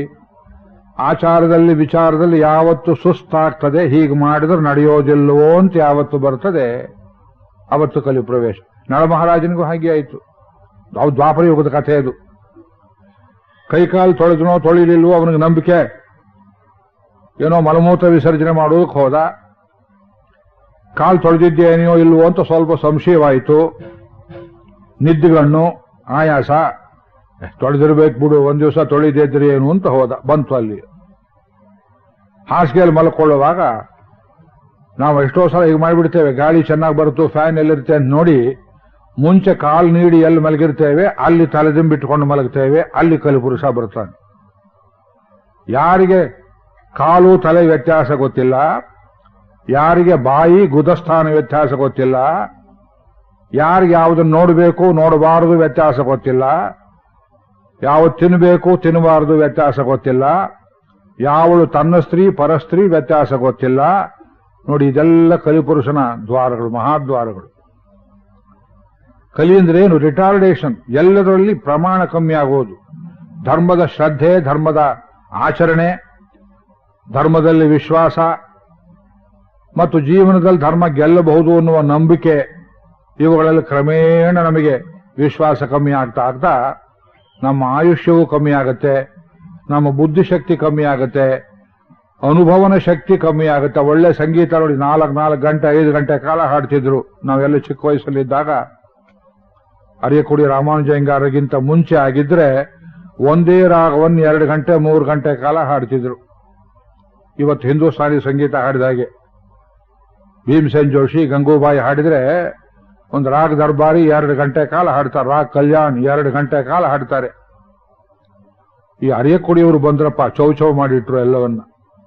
ವರ್ಣದಿಂದ ಕಚೇರಿ ಶುರು ಮಾಡಬೇಕು, ಅದ್ರಲ್ಲಿ 3ನೇ ಕಾಲದಲ್ಲೇ ಹೇಳಬೇಕು. ಮದ್ರಾಸ್ ಟಿಕೆಟ್ ರೆಡಿ ಆಗಿರುತ್ತೆ, ಬಸ್ ಹತ್ತೋದಿಕ್ಕೆ, ರೈಲ್ ಹತ್ತೋದಿಕ್ಕೆ. ಮೈಸೂರು ವಿಳಂಬ ಕಾಲಕ್ಕೆ ಪ್ರಸಿದ್ಧ. ಶಂಕರಾಭರಣ, ಕಾಂಬೋದಿ ಅಂತ ರಾಗವನ್ನ ವಿಳಂಬ ಕಾಲದಲ್ಲಿ ನಿಧಾನವಾಗಿ ಹೇಳಿ ರಾಗ ತಾನ ಪಲ್ವಿ ಮಾಡ್ತಿದ್ರು. ಅದೆಲ್ಲ ಹೋಯಿತು. ಇಂಪೇಷನ್ಸ್, ಅದು ಕಲಿ. ಚುಟುಕಿ ಆಗಬೇಕು. ಚಾಮರಾಜಪೇಟೆ ಸಂಗೀತ ಸೇವಾ ನಡೆಯುತ್ತೆ, ರಾಮ್ ಸೇವಾ ಮಂಡಳಿ. ಏನೋ ಬಹಳಷ್ಟು ಜನ ಸೇರಿರ್ತಾರೆ, 4-5 ಸಾವಿರ ಜನ. ಒಬ್ಬರಿಗೂ ಸಂಗೀತ ಜ್ಞಾನ ಇರೋದಿಲ್ಲ. ಎಲ್ಲಿ ಹೊಡಿಬಾರ್ದು ಅಲ್ಲಿ ಚಪ್ಪಾಳೆ ಹೊಡಿತಾರೆ, ಎಲ್ಲಿ ಹೊಡಿಬೇಕು ಅಲ್ಲಿ ಚಪ್ಪಾಳೆ ಹೊಡೆಯೋದಿಲ್ಲ. ಸಂಗೀತದಲ್ಲಿ ಕಲಿ ಪ್ರವೇಶ. ಇಲ್ಲೊಬ್ರು ಇದ್ರು ಈ ಊರಲ್ಲಿ, ಹೆಸರು ಹೇಳೋದಿಲ್ಲ, ಅವರಿಲ್ಲ ಈಗ ಪಾಪ. ಸಂಗೀತ ಶುರು ಮಾಡಿಬಿಟ್ಟಿದ್ದಾರೆ. ಒಂದು ಮೊದಲನೇದು ಹೇಳಿದ್ದಾರೆ ಪಲ್ಲವಿ, ಮುಂದಿಂದು ಮರೆತು ಹೋಯಿತು. ಮೃದಂಗದವರನ್ನು ಕೇಳ್ತಾರೆ, ಮುಂದೆ ಏನು ಹೇಳಬೇಕು, ಅವ್ರನ್ನ ಕೇಳ್ತಾ ಕೂತಿದ್ದಾರೆ ಮೈಕ್ರೋಫೋನ್ ಮೇಲೆ. ರಾಮರತ್ನಂ ಶಿಷ್ಯರವರು, ವಿ ರಾಮರತ್ನಂ ಅವರು ಶಿಷ್ಯರು. ನಾವೆಲ್ಲ ಕೇಳಿ ಸಾಕಾಗಿ ಇಂಥ ಕಚೇರಿಗಳನ್ನ. ಯಾವುದೋ ರಾಗದಲ್ಲಿ ಆಲಾಪನೆ ಮಾಡಿ ಇನ್ಯಾವುದೋ ಕೀರ್ತನೆ ಬೇರೊಂದು ರಾಗದಲ್ಲಿ ಶುರು ಮಾಡೋದು. ದೇವೇಂದ್ರಪ್ಪನವ್ರ ಮನೇಲಿ ಒಬ್ರು ಶುರು ಮಾಡಿದ್ರು ಹೀಗೆ. ಅವ್ರು ಹೇಳಿದ್ದೊಂದು ರಾಗ, ಅವ್ರು ಹಾಡಿದ್ದೊಂದು ರಾಗ. ಇದೆಲ್ಲ ಕಲಿಪುರುಷನ ಲಕ್ಷಣ. ಮರೆವು ಮರೆವು ಮರೆವು, ಈ ಕಡೆಯಿಂದ ಹೇಳ್ತಾ ಆ ಕಡೆಯಿಂದ ಮರೆವು. ಯಾಕೆ ಮರೆವು? ಮೇಧಾಶಕ್ತಿಯನ್ನು ನಾವು ಉಪಾಸನೆ ಮಾಡೋದಿಲ್ಲ, ಅಗ್ನಿ ಉಪಾಸನೆ ಮಾಡೋದಿಲ್ಲ, ನಮಗೆ ದೇವತೆಗಳಲ್ಲಿ ನಂಬಿಕೆ ಇಲ್ಲ, ಕರ್ಮದಲ್ಲಿ ಮೊದಲೇ ಶ್ರದ್ಧೆ ಇಲ್ಲ. ಕರ್ಮಕಾಂಡ ಇಷ್ಟೊತ್ತು ಮಾಡಿದ್ ನೋಡಿ, ಕರ್ಮಕಾಂಡ. ಅದೇನು ಸುದರ್ಶನ ಹೋಮ, ಒಂದು ಸ್ವಲ್ಪ ಹೇಳಿ ಜನರಿಗೆ ಅಂತ ಕೇಳ್ತಾರೆ. 2 ಮಾತಲ್ಲಿ ಹೇಳಿ ಮುಗಿಸ್ತೇನೆ. ಸುದರ್ಶನ ಸ್ವಾಮಿ ಭಗವಂತನ ಕೈಯಲ್ಲಿ ಯಾವಾಗಲೂ ಚಕ್ರರೂಪದಲ್ಲಿರುವವನು ಶ್ರೀಕೃಷ್ಣನ ಕ್ರಿಯಾಶಕ್ತಿ. ಎಡಗೈಲಿರುವ ಪಾಂಚಜನ್ಯ ಆ ಶಂಖ ಇದೆಯಲ್ಲ, ಅದು ಸ್ವಾಮಿಯ ಜ್ಞಾನಶಕ್ತಿ. ಲೋಕವನ್ನ ಭಗವಂತ ಜ್ಞಾನಶಕ್ತಿಯಿಂದ ಕ್ರಿಯಾಶಕ್ತಿಯಿಂದ ಅನುಗ್ರಹ ಮಾಡ್ತಾನೆ. ಇಲ್ಲಿ ನಡೆದಿದ್ದು ಪ್ರವಚನ 30 ದಿವಸ. ಇದು ಓಂಕಾರದ ವಿಸ್ತಾರ, ಇದು ಪ್ರಣವಶಕ್ತಿಯ ವಿಸ್ತಾರ, ಇದು ಪಾಂಚಜನ್ಯ ಮಾಡುವ ಕೆಲಸ. ಪಾಂಚಜನ್ಯದ ಸ್ಪರ್ಶದಿಂದ ಇಲ್ಲಿ ಕೂತು ಹೇಳಿ. ಇವತ್ತು ಧ್ವನಿ ತುಂಬಾ ಕ್ಷೀಣವಾಗಿದೆ. ಅಲ್ಲಿ ಕೂತು ಅಗ್ನಿ ಎದುರು ಕೂತಿದ್ರಿಂದ ನಾನಷ್ಟು ಫ್ರೆಶ್ ಮೂಡ್ನಲ್ಲಿಲ್ಲ. ಆನಂದವೂ ಬಹಳ ಆಗಿದೆ ನನಗೆ, ಅಲ್ಲಿ ವಿಶೇಷ ಅನುಭವಗಳಾಯಿತು. 30 ದಿವಸ ಇಲ್ಲಿ ತಾವು ಕೇಳಿದ್ದು ಪಾಂಚಜನ್ಯದ ಧ್ವನಿಯನ್ನ. ಶ್ಲೋಕ ಹೇಳಿದೆ, ರಾಘವ ಹೇಳಿದೆ, ವಿವರಿಸಿ ಹೇಳಿದೆ, ಕೃಷ್ಣ ಚರಿತ್ರೆ ಹೇಳಿದೆ, ದಶಾವತಾರ ಚರಿತ್ರೆ, ಕಲ್ಕಿ ಅವತಾರ ಒಂದು ಬಿಟ್ಟು ಬರುತ್ತೆ ಸ್ವಲ್ಪ ಹೊತ್ತಲ್ಲಿ. ಉಳಿದದ್ದೆಲ್ಲ ಕೇಳಿದ್ರೆ ಪಾಂಚಜನ್ಯನ ಮಹಿಮೆಯನ್ನು ನೋಡಿದ್ರಿ, ಸುದರ್ಶನ ಮಹಿಮೆ ನೋಡಬೇಕು ಅಂತ ಕೊನೆಯಲ್ಲಿ ಒಬ್ಬರ ಪ್ರೇರಣೆ ಅಂತ ಕೂತ್ಕೊಂಡು 1-1.5 ಗಂಟೆ ಕಾಲ ಹೋಮವನ್ನು ಮಾಡಿದ್ದೇವೆ. ಈ ಹೋಮ ಎಂದ್ರೇನು? ಸುದರ್ಶನ ಅಂದ್ರೆ ಯಾರು? ಹೋಮ ಯಾತಕ್ಕೆ ಮಾಡಬೇಕು? ಅದರಲ್ಲಿ ಮುಖ್ಯವಾದ ಮಂತ್ರ ಮಹಾಮಾಲಾ ಮಂತ್ರ ಅಂತ ಹೇಳ್ತೇವೆ. ಕೃಷ್ಣಾಯ ಗೋವಿಂದಾಯ ಗೋಪೀಜನ ವಲ್ಲಭಾಯ. ನೋಡಿ, ಸುದರ್ಶನಿಗೆ ಹೇಳ್ತಾರೆ ಈ ಮಂತ್ರನ. ಕೃಷ್ಣಾಯ ಗೋವಿಂದಾಯ ಗೋಪೀಜನ ವಲ್ಲಭಾಯ ಪರಾಯ ಪರಮಪುರುಷಾಯ ಪರಾತ್ಮನೇ. ಪರಮಪುರುಷ ಅಂದ್ರು. ಬರೀ ಸುದರ್ಶನನ್ನೇ ಪರಮಪುರುಷ ಅಂತ ಯಾಕೆ ಹೇಳ್ತೀರಿ ಅಂದ್ರೆ, ಸುದರ್ಶನ ಬೇರೆಯಲ್ಲ, ಕೃಷ್ಣ ಬೇರೆಯಲ್ಲ. ಈ ಚಕ್ರದ ತತ್ವವನ್ನ ಪಾಂಚರಾತ್ರ ಆಗಮಗಳಲ್ಲಿ, ವಿಷ್ಣು ಪುರಾಣದಲ್ಲಿ ಒಂದು ಕಡೆಯಲ್ಲಿ ಚೆನ್ನಾಗಿ ವಿವರಿಸ್ತಾರೆ. ಭಗವಂತನ ಹೃದಯ ಸಂಕಲ್ಪ ಚಕ್ರವೇ ಭಗವಂತನ ಕೈಯಲ್ಲಿರೋ ಚಕ್ರ. ಒಂದು ಕಡೆ ಸಂಜೆಯ ಬಾಯಿ ಬಿಟ್ಟು ಹೇಳಿಬಿಡ್ತಾನೆ ಉದ್ಯೋಗ ಪರ್ವದಲ್ಲಿ. ಧೃತರಾಷ್ಟ್ರ ಕೇಳ್ತಾನೆ, ಅದೇನೋ ಪಾಂಡವರು ವಿಚಿತ್ರ ರೀತಿಯಲ್ಲಿ ಅರಣ್ಯಾತ್ರೆ ಹೊರಟು ಅಂತ ಕೇಳಿದ್ನಲ್ಲ, ಅದೇನಯ್ಯ, ಹೇಗಯ್ಯ ಹೋದ್ರು? ಧರ್ಮರಾಜ ಹೇಗೆ ಹೋದ? ಭೀಮ ಹೇಗೆ ಹೋದ? ಜೂಜಾಡಿದ ಮೇಲೆ ಪಾಂಡವರು ಕಾಡಿಗೆ ಹೋದ್ರು. ಊರು ಜನ ಎಲ್ಲ ಬೈತಾ ಇದ್ದಾರೆ ಧೃತರಾಷ್ಟ್ರನಿಗೆ, ಅವನ್ ಕಿವಿಗೆ ಬಿತ್ತು. ಅಂಥದ್ದೇನ್ ಮಾಡಿದ್ರು ಪಾಂಡವರು? ಸಂಜೆ ಹೇಳಿದ, ಧರ್ಮರಾಜ ಮುಖ ಮುಚ್ಚಿಕೊಂಡು ಹೋದ. ಯಾಕಯ್ಯ ಅಂತ. ಅನ್ಯಾಯವಾಗಿ ಮೋಸದಿಂದ ಎಲ್ಲವನ್ನ ಸೋತುವನು. ಕಣ್ಣು ಬಿಟ್ಟು ನೋಡಿದ್ರೆ ಅವನ ತಪಸ್ಸಿಗೆ, ತೇಜಸ್ಸಿಗೆ ಹಸ್ತನಾವತಿ ಸುಟ್ಟು ಬೂದಿ ಆಗ್ತಿತ್ತು. ಅವನಿಗೆ ಮೋಸ ಆಯಿತೆ ಹೊರತು ಅವನು ಯಾರಿಗೂ ಮೋಸ ಮಾಡಲಿಲ್ಲ. ಅಂಥವನು ಬಿಸಿ ಉಸಿರಿನಿಂದ ಅಯ್ಯೋ ನನಗೆ ಹೀಗಾಯ್ತೆ ಊರಲ್ಲಿ ಅಂತ ಕಣ್ಣೆತ್ತಿ ನೋಡಿದ್ರೆ ಊರು ಸುಟ್ಟು ಹೋಗ್ತಿತ್ತು. ಅದಕ್ಕೆ ಮುಖ ಮುಚ್ಚಿಕೊಂಡು ಹೋದ. ಅರ್ಜುನ ಏನ್ ಮಾಡಿದ? ಕೈಯಲ್ಲಿ ಮರಳನ್ನಿಟ್ಟುಕೊಂಡು 2 ಕಡೆಯೂ ಮರಳು ಕಾಳನ್ನು ಎರಚುತ್ತಾ ಹೋದ. ಯಾತಕ್ಕೆ ಅಂದ್ರೆ 13 ವರ್ಷ ಮುಗಿಯಲಿ ವನವಾಸ ಅಜ್ಞಾತವಾಸ. ಈಗ ಮರಳನ್ನ ಎರಚುವಷ್ಟು ಸುಲಭವಾಗಿ ಬಾಣಗಳನ್ನು ಎರಚಿ ಕೌರವರನ್ನು ಕೊಲ್ತೇನೆ ಅಂತ ಪ್ರತಿಜ್ಞೆ ಮಾಡಿಕೊಂಡು ಹೋದ. ಭೀಮ ಏನ್ ಮಾಡಿದ? ಹೋಗ್ತಾ ಹೋಗ್ತಾ 2 ಕೈಗಳನ್ನು ಭುಜಗಳನ್ನು ನೋಡ್ತಾ ಹೋದ. ಯಾತಕ್ಕೆ ಅಂದ್ರೆ ಈ ಭುಜಗಳಿಗೆ ಯಾವತ್ತು ಕೆಲಸ ಕೊಡ್ತೇನೆಯೋ, ಗದಾದಂಡದಿಂದ ದುರ್ಯೋಧನ ತೊಡೆ ಯಾವತ್ತು ಮುರಿತೇನೆಯೋ ಅಂತ ಬಡಬಡಿಸಿಕೊಂಡು ಹೋದ. ದ್ರೌಪದಿ ಹೇಗೆ ಹೋದ್ಲು? ಬಿಚ್ಚು ಮುಡಿಯಿಂದ ಕಣ್ಣೀರು ಹಾಕ್ತಾ ಹೋದಳು. ಅದರ ಅರ್ಥ ಏನು ಅಂದ? ಸ್ವಾಮಿ ಧೃತರಾಷ್ಟ್ರರಾಯರೇ, ನಿನ್ನ ಸೊಸೆಯಂದರೆಲ್ಲ ಅದೇ ಸ್ಥಿತಿಗೆ ಬರಲಿ ಅಂತ ಶಾಪ ಹಾಕ್ತಾ ಹೋಗ್ತಿದ್ದಾಳೆ ದ್ರೌಪದಿ ದೇವಿ. ನಕುಲ ಹೇಗೆ ಹೋದ? ನಕುಲ ಮುಖಕ್ಕೆಲ್ಲ ಮಣ್ಣು ಮಸಿ ಬೆಳ್ಕೊಂಡು ಹೋದ. ಯಾತಕ್ಕೆ ಅಂದ್ರೆ ತುಂಬಾ ಸುಂದರಾಕಾರ ಅವನು. ಅವನ ಹಿಂದೆ ಹಸ್ತಿನಾವತಿಯ ಸ್ತ್ರೀಯರು ಓಡಿ ಬರದೇ ಇರಲಿ ಎಂಬುದಾಗಿ ಮುಖಕ್ಕೆಲ್ಲ ಮಣ್ಣು ಬೆಳ್ಕೊಂಡು ಹೋದ. ಸಹದೇವ ವಸ್ತ್ರಾಚ್ಛಾದಿತನಾಗಿ ಮುಖ ಮುಚ್ಚಿಕೊಂಡು ಹೋದ. ಯಾತಕ್ಕೆ ಅಂದ್ರೆ ಭವಿಷ್ಯ ಜ್ಞಾನ ಅವನಿಗೆ ಗೊತ್ತು, ಕಣ್ಣಲ್ಲಿ ತೋರಿಸಬಾರದು ಅಂತ ಹೋದ. ಇಷ್ಟು ಇದೆ ಅಲ್ಲಿ. ಆಮೇಲೆ ಧೃತರಾಷ್ಟ್ರ ಕೇಳ್ತಾನೆ, ಇದು ನನಗೆ ಯಾಕೆ ಮೊದಲೇ ತಿಳಿಯಲಿಲ್ಲ ಅಂತ. ತಲೆಯಲ್ಲಿ ಬುದ್ಧಿ ಇದೆ ನೋಡಿ ಇವನಿಗೆ. ತಾನೇ ಇಷ್ಟೆಲ್ಲ ಅನರ್ಥ ಮಾಡಿ ಜೂಜಾಡಿ ಆಡಿಸಿ ದ್ರೌಪದಿ ನನ್ನ ಮಗ ಗೆದ್ನೆ ಅಂತ ಕೇಳಿದ ಪಾಪಿ, ಇದು ನನಗೆ ಯಾಕೆ ಮೊದಲೇ ತೋರ್ಲಿಲ್ಲ? ಆ ಸಂಜಯನಿಗೆ ಎಷ್ಟು ತಾಳ್ಮೆ ಇರಬೇಕು ನೋಡಿ.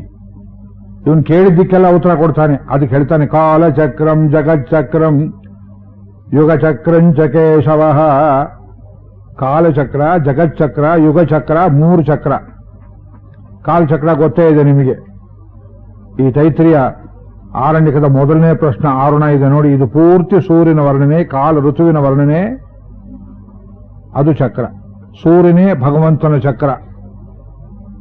ಸೂರ್ಯ ಮಾತ್ರ ಅಲ್ಲ, ಋತು ಚಕ್ರ 12 ತಿಂಗಳು ಏನು ಸುತ್ತಾಡುತ್ತೆ ನೋಡಿ, ಅದು ಒಂದು ಚಕ್ರ. ಯುಗ ಚಕ್ರ, ಒಂದಾದ್ಮೇಲೆ ಒಂದು ಯುಗ ಬರುತ್ತಲ್ಲ. ಮನುಷ್ಯರ ಮನಸ್ಸಿನಲ್ಲಿಯೂ ಏಳು ಬೀಳು ಅಂತ ಬರುತ್ತಲ್ಲ, ಇದನ್ನ ಪರಿವರ್ತಯತೆ ನಿಶಂ, ಸರ್ವದಾ ಸುತ್ತಾಡಿಸ್ತಾ ಇರ್ತಾನೆ. ಅದಕ್ಕೆ ಅವನ ಕೈಯಲ್ಲಿರುವ ಚಕ್ರ ಒಂದು ಸಂಕೇತ. ಅವನ ಹೃದಯವೇ ಚಕ್ರ. ಮನಂತಿ ಹಿರಿಯಾಹ ಪುರುಡನ್ಮಣಿವರಮಾಹ. ವೇದಾಂತೇಶಕರು ಅಸ್ತ್ರಭೂಷಣಾಧ್ಯಾಯ ವಿಷ್ಣು ಪುರಾಣದ ಒಂದು ಅಧ್ಯಾಯವನ್ನ ಸಂಕ್ಷೇಪ ಮಾಡಿಕೊಟ್ಟಿದ್ದಾರೆ. ಇನ್ನು ತುಂಬಾ ವಿವರಿಸಬಾರದು ಅಂತ ನಮಗೆ ಅಪ್ಪಣೆ. ಇಷ್ಟೇ ನೆನ್ಬಿಡ್ತೀರಿ. ಭಗವಂತನ ಶರೀರದಲ್ಲಿ ತಿರುಪತಿ ವೆಂಕಟೇಶ್ವರನ ವ್ಯಕ್ತಿತ್ವ ಜ್ಞಾಪಕ ಮಾಡಿಕೊಳ್ಳಿ. ಅದರಲ್ಲಿ ಯಾವ್ಯಾವುದಕ್ಕೆ ನಾವು ಜಗತ್ತಲ್ಲಿ ಏನ್ ಕಾಣ್ತೇವೆ ಅಂದ್ರೆ, ಪುರುಡನ್ಮಣಿವರಮಾಹ, ಜೀವಾತ್ಮನೆಂಬುವನು ಭಗವಂತನ ಎದೆಯ ಕೌಸ್ತುಭ ಇದ್ದಂತೆ. ಪೊನ್ನಾಮೂಲ ಪಿರಿಕಿರಿತಿ ಮರುವಾಹ, ಪ್ರಕೃತಿ ಎಂಬುದು ಲಕ್ಷ್ಮೀಪಾದ ಚಿಹ್ನೆ, ಶ್ರೀವತ್ಸವೆಂಬ ಮಚ್ಚೆ ಅವನ ಬಲಯದೆಯಲ್ಲಿ. ಪೊನ್ನಾಮೂಲ ಪಿರಿಕಿರಿತಿ ಮರುವಾಹ ಮಾಂತಂಡಾಹ, ಮಾನ್ ಮಹತ್ ಅಹಂಕಾರ ಎಂಬುದು ಅವನ ಕೈಯಲ್ಲಿ ಗದೆಯ ಆಗಿರುತ್ತೆ. ಆಮೇಲೆ ಅಂಗಾರಂಗಳಿರಂಡಂ ಶರಂಗಳಾಹ, ಸಾತ್ವಿಕ ಅಹಂಕಾರ, ತಾಮಸ ಅಹಂಕಾರ ಅನ್ನೋದು ಭಗವಂತನ ಕೈಯಲ್ಲಿ ಧನುಸ್ಸು ಇದ್ದ ಹಾಗೆ, ಮತ್ತು ಅವನ ಕತ್ತಿ ನಂದಕವೆಂಬುದಿದ್ದ ಹಾಗೆ ಅಂತ ಹೇಳ್ತಾ, ಮನಂ ತಿಹಿರಿಯಾಹ, ತಿಹಿರಿ ಅಂದ್ರೆ ಚಕ್ರ. ಅವನ ಮನಸ್ಸೆಂಬುದೇ ಚಕ್ರ. ನಮ್ಮ ಕೃಷ್ಣಾವತಾರದ 2ನೇ ಸಂಪುಟ ಕಾದಂಬರಿಯ ಕೊನೆಯಲ್ಲಿ ಆ ಸುದರ್ಶನ ಚಕ್ರದ ಮೇಲೊಂದು ಪದ್ಯ ಬರೆದಿದ್ದೇನೆ. 12, 13 ಸಾಲ, 14 ಸಾಲಿನ ಪದ್ಯ ಓದಿ ನೋಡಿ. ಕೃಷ್ಣ ಕೌರವಾದಿಗಳನ್ನ ಕೊಂದದ್ದು ಹೇಗೆ? ಚಕ್ರವ ಪಿಡಿಯನೆಂದ, ಚಕ್ರಿ ನುಡಿದುದೆಲ್ಲವೂ ಚಂದ. ಚೆನ್ನಾಗಿದೆಯಾ ಪದ್ಯ? ಕುರುವಂಶವನೇ ಕೊಂದ ತನ್ನ ಮನ ಸಂಕಲ್ಪದಿಂದ. ಚಕ್ರವ ಪಿಡಿಯನೆಂದ, ಹೇಳಿದ್ದೊಂದು ಮಾಡಿದ್ದೊಂದು. ಚಕ್ರವ ಪಿಡಿಯನೆಂದ, ಚಕ್ರಿ ನುಡಿದುದೆಲ್ಲವೂ ಚಂದ. ಭಗವಾನ್ ವಾಚ ಎಷ್ಟು ಕಡೆ ಬರುತ್ತೆ ನೋಡಿ. ಕುರು ಕುಲವನೇ ಕೊಂದ, ಹೇಗೆ ತನ್ನ ಮನ ಸಂಕಲ್ಪದಿಂದ. ನೋಡಿ, ಇದು ಚಕ್ರ ತಾಳ್ವಾರ್ ಮಾಡೋ ಕೆಲಸ. ಯಾವ ವಿಷ್ಣು ಸನ್ನಿಧಿಯಲ್ಲಿಯೂ ಒಂದು ಮೂಲೆಯಲ್ಲಿ ಸುದರ್ಶನಾಳ್ವಾರರ ಸನ್ನಿಧಿ ಶ್ರೀರಂಗದಲ್ಲಿದೆ, ಕಾಂಚೀಪುರದಲ್ಲಿದೆ, ಮೇಲ್ಕೋಟೆಯಲ್ಲಿದೆ, ಕುಂಭಕೋಣದಲ್ಲಿದೆ. ಮನೆ ಮನೆಗಳಲ್ಲಿ ಉಪಾಸನೆ ಮಾಡ್ತಾರೆ. ನನ್ನ ಕೈಯಲ್ಲಿ ಸರ್ವದಾ ಚಕ್ರ ಒಂದು ಪುಟ್ಟ ಸಾಲಿಗ್ರಾಮ ರೂಪದಲ್ಲಿ, ಉಂಗುರ ರೂಪದಲ್ಲಿ ಕೂತಿರ್ತಾನೆ. ಮಡಿಯಲ್ಲಿರುವಾಗ ಮಾತ್ರ ಕೈಯಲ್ಲಿ ಹಾಕೊಳ್ತೇನೆ. ಇವತ್ತು ಈ ಸುದರ್ಶನ ಸ್ವಾಮಿಗೆ ಅಲ್ಲಿ ಅಭಿಷೇಕ, ಇದರ ತೀರ್ಥವನ್ನೇ ತಮಗೆಲ್ಲ ವಿತರಣೆ ಮಾಡ್ತಾರೆ ಅಥವಾ ಇನ್ಮೇಲೆ ಮಾಡಿದ್ದಾರೆ. ಈ ಸುದರ್ಶನ ಇಲ್ಲದೆ ಏನು ಕೆಲಸ ನಡೆಯೋದಿಲ್ಲ. ನಮ್ಮನ್ನು ರಕ್ಷಣೆ ಮಾಡಿರೋನು ಅವನೇ. ಮನಸ್ಸನ್ನ ಭ್ರಮೆ ಬರದೇ ಇರೋ ಹಾಗೆ, ಮನುಷ್ಯನಿಗೆ ಹುಚ್ಚುಗಿಚ್ಚು ಹಿಡಿಯದೇ ಇರೋ ಹಾಗೆ, ಲೋಕದ ಗತಿಗೆ ಅಡ್ಡಲಾಗಿ ಬರುವ ಭೂತ ಪ್ರೇತ ಪಿಶಾಚ ರಾಕ್ಷಸ ಯಕ್ಷಾದಿಗಳನ್ನೆಲ್ಲ ಸಂಹಾರ ಮಾಡತಕ್ಕಂತಹ ಶಕ್ತಿ ಉಂಟು. ಅದನ್ನೇ ಮಂತ್ರಗಳಲ್ಲಿ ದಾಹ ದಾಹ ಪಚ ಪಚ ಅಂಥ ದುಷ್ಟ ಶಕ್ತಿಗಳನ್ನು ಭಸ್ಮ ಮಾಡು ಎಂಬುದಾಗಿ ಹೇಳಿ ಇಷ್ಟೊತ್ತು ಹೋಮ ಮಾಡಿದವಲ್ಲ. ಸುದರ್ಶನಿಗೆ ಮಾಡಿದ ಹೋಮ it's a direct appeal to the heart of Krishna. ನೇರವಾಗಿ ಅವನ ಹೃದಯಕ್ಕೆ ಮುಟ್ಟಿಸಿಬಿಟ್ಟಿದ್ದೆ. 30 ದಿವಸದ ಉಪನ್ಯಾಸವನ್ನ ನಿಮ್ಮೆಲ್ಲರ ಹೃದಯದಲ್ಲಿ ಏನು ಕೇಳಬೇಕು ಶ್ರದ್ಧೆ ಇತ್ತು. ಏನು ಬೆಳಗ್ಗೆನೂ ಬಂದು ಪಾಪ ಬಿಸಿಲಲ್ಲಿ ಕೂತ್ಕೊಂಡು ಅಷ್ಟೊತ್ತು ಹೋಮ ನೋಡಿದ್ರಿ. ನಿಮ್ಮೆಲ್ಲರ ಹೃದಯಗಳನ್ನ ಅವನ ಹೃದಯಕ್ಕೆ ನಾನು ಮುಟ್ಟಿಸಿಬಿಟ್ಟಿದ್ದೇನೆ, ನನ್ನ ಕೈಯಿಂದ ಹಾಕ್ತಾ ಇದ್ದಂತಹ ಆಜ್ಯಾಹುತಿಗಳ ಮೂಲಕವಾಗಿ. ಆದ್ರೆ ನಿಮಗೆಲ್ಲ ಸ್ವಾಮಿಯ ಕೃಪೆ ಚೆನ್ನಾಗಿ ಉಂಟಾಯಿತು. ಆ ಸುದರ್ಶನದ ಬಗ್ಗೆ 100 ಮಂತ್ರಗಳಿವೆ. ಇನ್ನೂ ಬೇಕಾದಷ್ಟು ಮಾಡಿ ಮಧ್ಯಾಹ್ನ 12 ಗಂಟೆ 1 ನಿಮಿಷಕ್ಕೆ ಅಭಿಜಿನ್ ಮುಹೂರ್ತಕ್ಕೆ ಪೂರ್ಣಾಹುತಿ ಮಾಡುವುದು ನಮ್ಮ ಸ್ವಭಾವ. ಉಪವಾಸ ಮಾಡಬೇಕು ಬೆಳಿಗ್ಗೆಯಿಂದ ಏನು ತಗೊಳ್ಳೋ ಆಗಿಲ್ಲ. ಅಲ್ಲಿ ಏಕಾಸನದಲ್ಲಿ ಕೂತ್ರೆ ಪೂರ್ತಿ ಪೂರ್ಣಾಹುತಿ ಆಗುವ ತನಕ ಮೇಲೆ ಕೇಳೋ ಹಾಗಿಲ್ಲ. ಇದು ನಾವು ಮಾಡಿದ ಕಡೆಗಳಲ್ಲಿ ಅನೇಕರಿಗೆ ಬಹಳ ಒಳ್ಳೆಯ ಫಲ. ಡಿಸಿಸಿ ಬ್ಯಾಂಕ್ ಅಂತ ಹೇಳಿ ಬಳ್ಳಾರಿಯಲ್ಲಿ, ಬಳ್ಳಾರಿ ಡಿಸ್ಟ್ರಿಕ್ಟ್ BDCC ಬ್ಯಾಂಕ್ ಅಂತ, ಆ ಬ್ಯಾಂಕಿನ ಆವರಣದಲ್ಲಿ ಇದಕ್ಕಿಂತ ದೊಡ್ಡ ಜಾಗದಲ್ಲಿ ಉಪನ್ಯಾಸ 1 ತಿಂಗಳು ಭಾಗವತ. ಆ ಬ್ಯಾಂಕಿನವರು ಭಾಗವತಕ್ಕೆ ನಾವು ಹೀಗೆಲ್ಲ ಜಾಗ ಕೊಡೋದಿಲ್ಲ, ನಮ್ಮ ಬ್ಯಾಂಕಿಗೆ ತೊಂದರೆ ಆಗುತ್ತೆ ಅಂತ ಹೇಳ್ತಾ ಇದ್ರು. ಬಹಳ ಜನ ಅಲ್ಲಿದ್ದವರೆಲ್ಲ ವೀರಶೈವರು. ಅವರೇ ಚಪ್ರ ಹಾಕಿದ್ರು, ಮಾಡಿದ್ರು. ದಿವಸ ಚಪ್ರ ಬೆಳೀತಾ ಹೋಯಿತು, ಟ್ಯೂಬ್ಲೈಟ್ ಬೆಳೀತಾ ಹೋಯಿತು. ಕೊನೆಯಲ್ಲಿ ಸುದರ್ಶನ ಹೋಮ ಮಾಡಿ ಅಂತ ಅವರೇ ಕೇಳಿದ್ರು. ಸುದರ್ಶನ ಹೋಮ ಮಾಡಿದ ಮೇಲೆ ಆ ಜಾಗವನ್ನ, ಹೋಮ ಮಾಡಿದ ಕುಂಡವನ್ನು ತೆಗೆಯೋದಕ್ಕೆ ಇಷ್ಟವಿಲ್ಲದೆ ಚಿರಸ್ಮಾರಕವನ್ನಾಗಿಟ್ಟಿದ್ದಾರೆ. ಆ ಬ್ಯಾಂಕು ಚೆನ್ನಾಗಿ ದುಡಿತಾ ಇದೆ, ಲಾಭದಲ್ಲಿದೆ ಅನ್ನೋ ಸಮಾಚಾರ. ಇದಾಗಿ 15 ವರ್ಷ ಆಯಿತು. ಭಗವಂತನಲ್ಲಿ ಭಕ್ತಿಯನ್ನೇ ಕೊಡ್ತಾನೆ, ಮೋಕ್ಷ ಸಾಮ್ರಾಜ್ಯವನ್ನು ಕೊಡ್ತಾನೆ. ಭಗವಂತನ ನೇರ ಹತ್ತಿರದಲ್ಲಿದ್ದ ಸ್ವಾಮಿ ಅವರು ಹೇಳಿದ್ದನ್ನು ಕೊಟ್ಬಿಡು. ಅಂತರಂಗದ ಪರಿಚಾರಕ ಅವನು, ಆಯುಧಗಳ ರಾಜ, ಎಲ್ಲ ಆಯುಧಗಳು ಅವನಿಗೆ ಅಧೀನ. ಅಂಥವನು ಭಗವಂತನನ್ನೇ ಹಿಡಿದು ನಿಮಗೆ ಕೊಟ್ರೆ ನಿಮಗೆ ಐಹಿಕವಾದ ಫಲಗಳನ್ನು ಕೊಡೋದಿಲ್ಲ. ಯೋಚನೆ ಮಾಡಿ ನೋಡಿ. ನಾವು ಸುಮ್ಮನೆ ಅಲ್ಲಿ ಇಲ್ಲಿ 20 ಕಡೆ ಅಲ್ದಾಡ್ತೇವೆ. ಒಬ್ರು ಒಂದು ಡಾಕ್ಟರ್ ಹತ್ರ ಹೋಗ್ತಾರೆ, ಅರ್ಧ ಗಂಟೆ 1 ಗಂಟೆ ಕ್ಯೂ ಕಾಯ್ಕೊಂಡು ಕೂತರು. ಆ ಡಾಕ್ಟರ್ ಇವ್ರನ್ನ ಕರೆಯೋ ಸೂಚನೆ ಬರಲಿಲ್ಲ. ಪಕ್ಕದಲ್ಲಿ ಇನ್ನೊಬ್ಬರು ಡಾಕ್ಟರ್, ಅಲ್ಲಿ ಹೋಗಿ ಕೂತರು. ಅಲ್ಲಿ 1 ಗಂಟೆ ಆಯಿತು. ಮತ್ತೆ ಹೀಗೆ ಸಾಯಂಕಾಲ ತನಕ ಬೇರೆ ಬೇರೆ ಡಾಕ್ಟರ್ ಹತ್ರ ಹೋಗ್ತಿದ್ರು. ನೋಡುವವರಿಗೆ ಈ ಡಾಕ್ಟರ್ ಎಷ್ಟು ಬ್ಯುಸಿ ಇದ್ದಾರಪ್ಪ. ಬಹಳ ಜನ ಎಲ್ಲರೂ ಅಲ್ಲಿ ಬಿಟ್ಟು ಇಲ್ಲಿ ಬರೋರು, ಇಲ್ಲಿ ಬಿಟ್ಟು ಅಲ್ಲಿ ಹೋಗೋರು. ಇದು ಯಾಕೆ ಹೇಗಾಗುತ್ತೆ ಅಂದ್ರೆ, ಯಾವ ವೈದ್ಯರಲ್ಲಿಯೂ ಯಾರಿಗೂ ವಿಶ್ವಾಸವಿಲ್ಲ ಅನ್ನುವುದು. ದೇವಸ್ಥಾನಕ್ಕೆ ಹೋಗೋ ಜನ ಹೋಗ್ತಾರೆ, indiscriminately they go to all temples. ಅಂದ್ರೆ ಯಾವ್ದ್ರಲ್ಲಿ ನಂಬಿಕೆ ಇಲ್ಲ ಅವರಿಗೆ, ಒಂದನ್ನು ನಿಷ್ಠೆ ಹಿಡ್ಕೊಂಡು ಹೋಗೋದಿಲ್ಲ. ಕೃಷ್ಣ ಏನ್ ಕೇಳ್ತಾನೆ, ನೀನು ಅಲ್ಲಿ ಇಲ್ಲಿ 20 ಕಡೆ ಹೋಗೋದಾದ್ರೂ ನನ್ನ ಕಡೆ ಬರಬೇಡ ಅಂತ. ಮಯಿ ಚ ಅನನ್ಯ ಯೋಗೇನ ಭಕ್ತಿ ಅವ್ಯಭಿಚಾರಿಣಿ ಭಕ್ತಿ ಅಂತ ಹೇಳ್ತಾನೆ. ನನ್ನ ಹತ್ರ ಬಂದ್ಮೇಲೆ ಮುಗಿದೋಯ್ತು. ಮಾಮೇಕಂ ಶರಣಂ ವ್ರಜ. ಯಾಕೆ ಎಲ್ಲ ದೇವತೆಗಳು ನನ್ನಲ್ಲಿ ಇದ್ದಾರೆ. ತೋಳಲ್ಲಿ, 2 ತೋಳಲ್ಲಿ, ಪಾದಗಳಲ್ಲಿ, ಹೃದಯದಲ್ಲಿ ದೇವತೆಗಳನ್ನು ಧರಿಸಿದ್ದೇನೆ ಅಂತ ಹೇಳ್ತಾನೆ. ಅವನನ್ನು ನಮಗೆ ವಶ ಮಾಡಿಕೊಡ್ತಕ್ಕಂಥ ದಿವ್ಯ ಶಕ್ತಿ, ಭಗವಂತನ ಕ್ರಿಯಾಶಕ್ತಿ ಈ ಸುದರ್ಶನ ಸ್ವಾಮಿ. ಅವನ ವಿಷಯದ ಮಂತ್ರಗಳನ್ನು ನಾನು ಹೆಚ್ಚು ಹೇಳಿದ್ರೆ ತಮಗೆ ಅರ್ಥ ಆಗೋದಿಲ್ಲ. ಬೀಜಾಕ್ಷರ ಮಂತ್ರಗಳು ಆಗಮಶಾಸ್ತ್ರದಲ್ಲಿ ಇದಕ್ಕೆಲ್ಲ ತುಂಬಾ ಅರ್ಥಗಳನ್ನು ಹೇಳಿದ್ದಾರೆ. ಉಪಾಸನೆಯನ್ನು ತಿಳ್ಕೊಳ್ಬೇಕು. ಉಪಾಸನೆಯನ್ನು ತಿಳಿದೇ ಇದ್ದವರಿಗೆ ಕಣ್ಣು ಬೇರೆ ರೀತಿ ಕಾಣಿಸ್ತದೆ. ಸುಮ್ಮನೆ ಕಟ್ಟಿಗೆಯನ್ನು ಹಾಳು ಮಾಡಿದ್ರು, ತುಪ್ಪ ಹಾಳು ಮಾಡಿದ್ರು, ಪೂರ್ಣಾಹುತಿ ದ್ರವ್ಯ ಹಾಳು ಮಾಡಿದ್ರು ಅನ್ನೋದು ಕಮ್ಯುನಿಸ್ಟ್ ದೃಷ್ಟಿ. ನೀವು ಊಟ ಮಾಡ್ತಿರಲ್ಲ ಅದು ಹಾಳಾಗೋದಿಲ್ವೇನು? ಬಟ್ಟೆ ಉಡ್ತಿರಲ್ಲ ಹಾಳಾಗೋದಿಲ್ವೇನು? 80-90 ವರ್ಷ ಒಬ್ಬರನ್ನ ಬೆಳೆಸ್ತಾರಲ್ಲ, ಕೊನೆಗೆ ಅವರು ಸಾಯ್ತಾರಲ್ಲ, ಹಾಳಾಗೋದಿಲ್ವೇನು? All life is a waste ಅನ್ನೋದು ಇದು ಪಾಷಂಡ ದೃಷ್ಟಿ. ನಾವು ತಿನ್ನೋದು ಮಾತ್ರ ಸಾರ್ಥಕ, ಭಗವಂತನ ಕೊಡೋದು ಸಾರ್ಥಕವಲ್ಲ. ಇದು ಭಾರತೀಯರ ದೃಷ್ಟಿ ಅಲ್ಲ. ಅದು ಸಾಂಕೇತಿಕ ಮಾಡಿದ್ದೇವೆ. ಸುಮ್ಮನೆ ಅದನ್ನು ಆರ್ಭಟ ಮಾಡಿ, ಅಬ್ರ ಮಾಡಿ, ಟಾಮ್ ಮಾಡಿ, ದಾಮ್ ಧೂಮ್, ಇದು ಡಂಭಾರ್ಥವಾಗಿ ಮಾಡುವುದಲ್ಲ. ಭಕ್ತಿಯಿಂದ ಮಾಡಬೇಕು. ಭಕ್ತಿಯಿಂದ ಯಥಾಶಕ್ತಿ ಮಾಡಿದ್ದೇವೆ ತಿಳ್ಕೋಬೇಕು. ಆದ್ರಿಂದ ಇಂತಹ ಕೆಲಸಗಳನ್ನು ಮಾಡ್ತಾ ಇದ್ರೆ ಕಲಿ ಅನ್ನೋದು ಸ್ವಲ್ಪ ದೂರದಲ್ಲಿರುತ್ತೆ. ನೋಡಿ, ಶಿಸ್ತು ಬಂತು, ಡಿಸಿಪ್ಲಿನ್. 28 ದಿವಸ ಕೇಳಿದ್ದಲ್ಲದೆ 29ನೇ ದಿವಸ ಪ್ರಾತಃ ಕಾಲ ಹೋಮವನ್ನು ನೋಡಿ ಇನ್ನೂ ಕೂತಿದ್ದೀರಿ ಅಂದ್ರೆ ನಿಮಗೆ ಇನ್ನೂ ಶಿಸ್ತಿದೆ ಅಂತ ಬಹಳ ಸಂತೋಷವಾಗುತ್ತೆ. ಡಿಸಿಪ್ಲಿನ್, ಎಲ್ಲಿ ಡಿಸಿಪ್ಲಿನ್ ಇರ್ತದೆ ಅಲ್ಲಿ ಕಲಿ ಇರೋದಿಲ್ಲ. ಕಲಿ ಎಲ್ಲಿ ಬರ್ತಾನೆ? ಅಶಿಸ್ತಿದ್ದ ಕಡೆ ಬರ್ತಾನೆ. ವೆಂಕಟೇಶ್ವರನ ಗುಡಿಗೆ ಜನ ನಿಲ್ತಾರೆ, ಕ್ಯೂ ಬದಲು ಹೋದ್ರೆ ಒಬ್ಬರ ಮೇಲೊಬ್ಬರು ಬಿದ್ದು 4 ಜನ ಕ್ಯೂನಲ್ಲಿ ಸತ್ರು. ದೇವರ ದರ್ಶನಕ್ಕೆ ಹೋದವರು ಸತ್ರು ಅಂದ್ರೆ ಏನರ್ಥ? ಅಲ್ಲಿ ಕಲಿಪುರುಷ ಬಂದಿದ್ದಾನೆ ಅಂತ ಅರ್ಥ. ಅವ್ಯವಸ್ಥೆಯೇ ಕಲಿ. ಆ ಕಲಿ ಲಕ್ಷಣ ಹೇಗಿರುತ್ತೆ ಅಂತ ಇಲ್ಲಿ ಶುಕಾಚಾರ್ಯರು ಪರೀಕ್ಷಿತ್ ರಾಜನಿಗೆ ಹೇಳ್ತಾರೆ. ನೋಡು, ನಿನ್ನಲ್ಲಿಯೇ ಪ್ರವೇಶ ಮಾಡಿದ ಕೃಷ್ಣನು ಅಂತರ್ಧಾನ ಆಗಿಬಿಟ್ನ. ಇನ್ನು ಮುಂದೆ 2ನೇ ಅಧ್ಯಾಯ 12ನೇ ಸ್ಕಂದದಲ್ಲಿ ತತಶ್ಚ ಅನುದಿನಂ ಧರ್ಮ ಸತ್ಯಂ ಶೌಚಂ ಕ್ಷಮಾದಯ ಕಾಲೇನ ಬಲಿನಾರಾಜನ್ನೇ ನಂಕ್ಷತಿ ಆಯುಹು ಬಲಂ ಸ್ಮೃತಿ. ಅನುದಿನಂ, ದಿನಕ್ಕಿಂತ ದಿನ ಕಮ್ಮಿ ಆಗುತ್ತೆ. ಯಾವುದು? ಧರ್ಮದ ಪ್ರಜ್ಞೆ. ಧರ್ಮದ ಪ್ರಜ್ಞೆ ಕಮ್ಮಿ ಆಗುತ್ತೆ. ಒಬ್ರು ದಾನ ಕೊಟ್ಟಿರ್ತಾರೆ ಒಂದು ಭೂಮಿಯನ್ನ, 10 ವರ್ಷ ಆದ್ಮೇಲೆ ದಾನ ಕೊಡುವಾಗ ಅವರೇನು ಕಾಗದ ಪತ್ರ ಮಾಡಿರೋದಿಲ್ಲ. ಆಮೇಲೆ ಬಂದು ನಿಮಗೆ ಅದು ಏನೋ ಬುದ್ಧಿ ಇಲ್ಲದೆ ಕೊಟ್ಬಿಟ್ಟು ವಾಪಸ್ ಕೊಡಿ ಅಂತ ಕೇಳಿ ತಗೊಳ್ತಾರೆ. ಮಾಡಬಹುದೇ ನೋಡಿ? ನಮ್ಮ ತಂದೆಯವರು ದಾನ ಕೊಟ್ಟಿದ್ದೊಬ್ರು ಹೀಗೆ ಮಾಡಿದ್ರು. ದೇವಸ್ಥಾನದಲ್ಲಿ ರಾಮಾಯಣ ಓದಿಸಿ 10 ಜನರೆದುರಿಗೆ ಒಂದು ದಕ್ಷಿಣೆಯನ್ನು ಕೊಟ್ಟು ಬೆನ್ನ ಹಿಂದಿಯ ಮನೆಗೆ ಬಂದು ಅದು ಕೈ ತಪ್ಪಿ ಬಂದ್ಬಿಡ್ತು, ಅರ್ಧ ವಾಪಸ್ ಕೊಡಿ ಅಂತ ತಗೊಂಡು ಹೋದ್ರು. ಅವ್ರ ಮನೆ ಹಿತ್ತಲಲ್ಲಿ ಹುಲ್ಲು ಬಹಳ ಹಾಕಿದ್ರು. ರಾಮನವಮಿ ದಿವಸ ಹುಲ್ಲಿನ ಸಮೇತ ಮನೆಯೇ ಉರಿದು ಬೂದಿಯಾಗಿ ಹೋಯಿತು. ಅದೇ ವರ್ಷ ನಾವು ಕಣ್ಣಿಂದ ನೋಡಿದ್ದು ಹೇಳ್ತೇವೆ. ಇದನ್ನ ಎಲ್ಲಿ ಧರ್ಮಲೋಪ ಮಾಡ್ತೀರಿ, ಕೊಟ್ಟದ್ದನ್ನು ವಾಪಸ್ ತಗೊಳ್ತೀರಿ.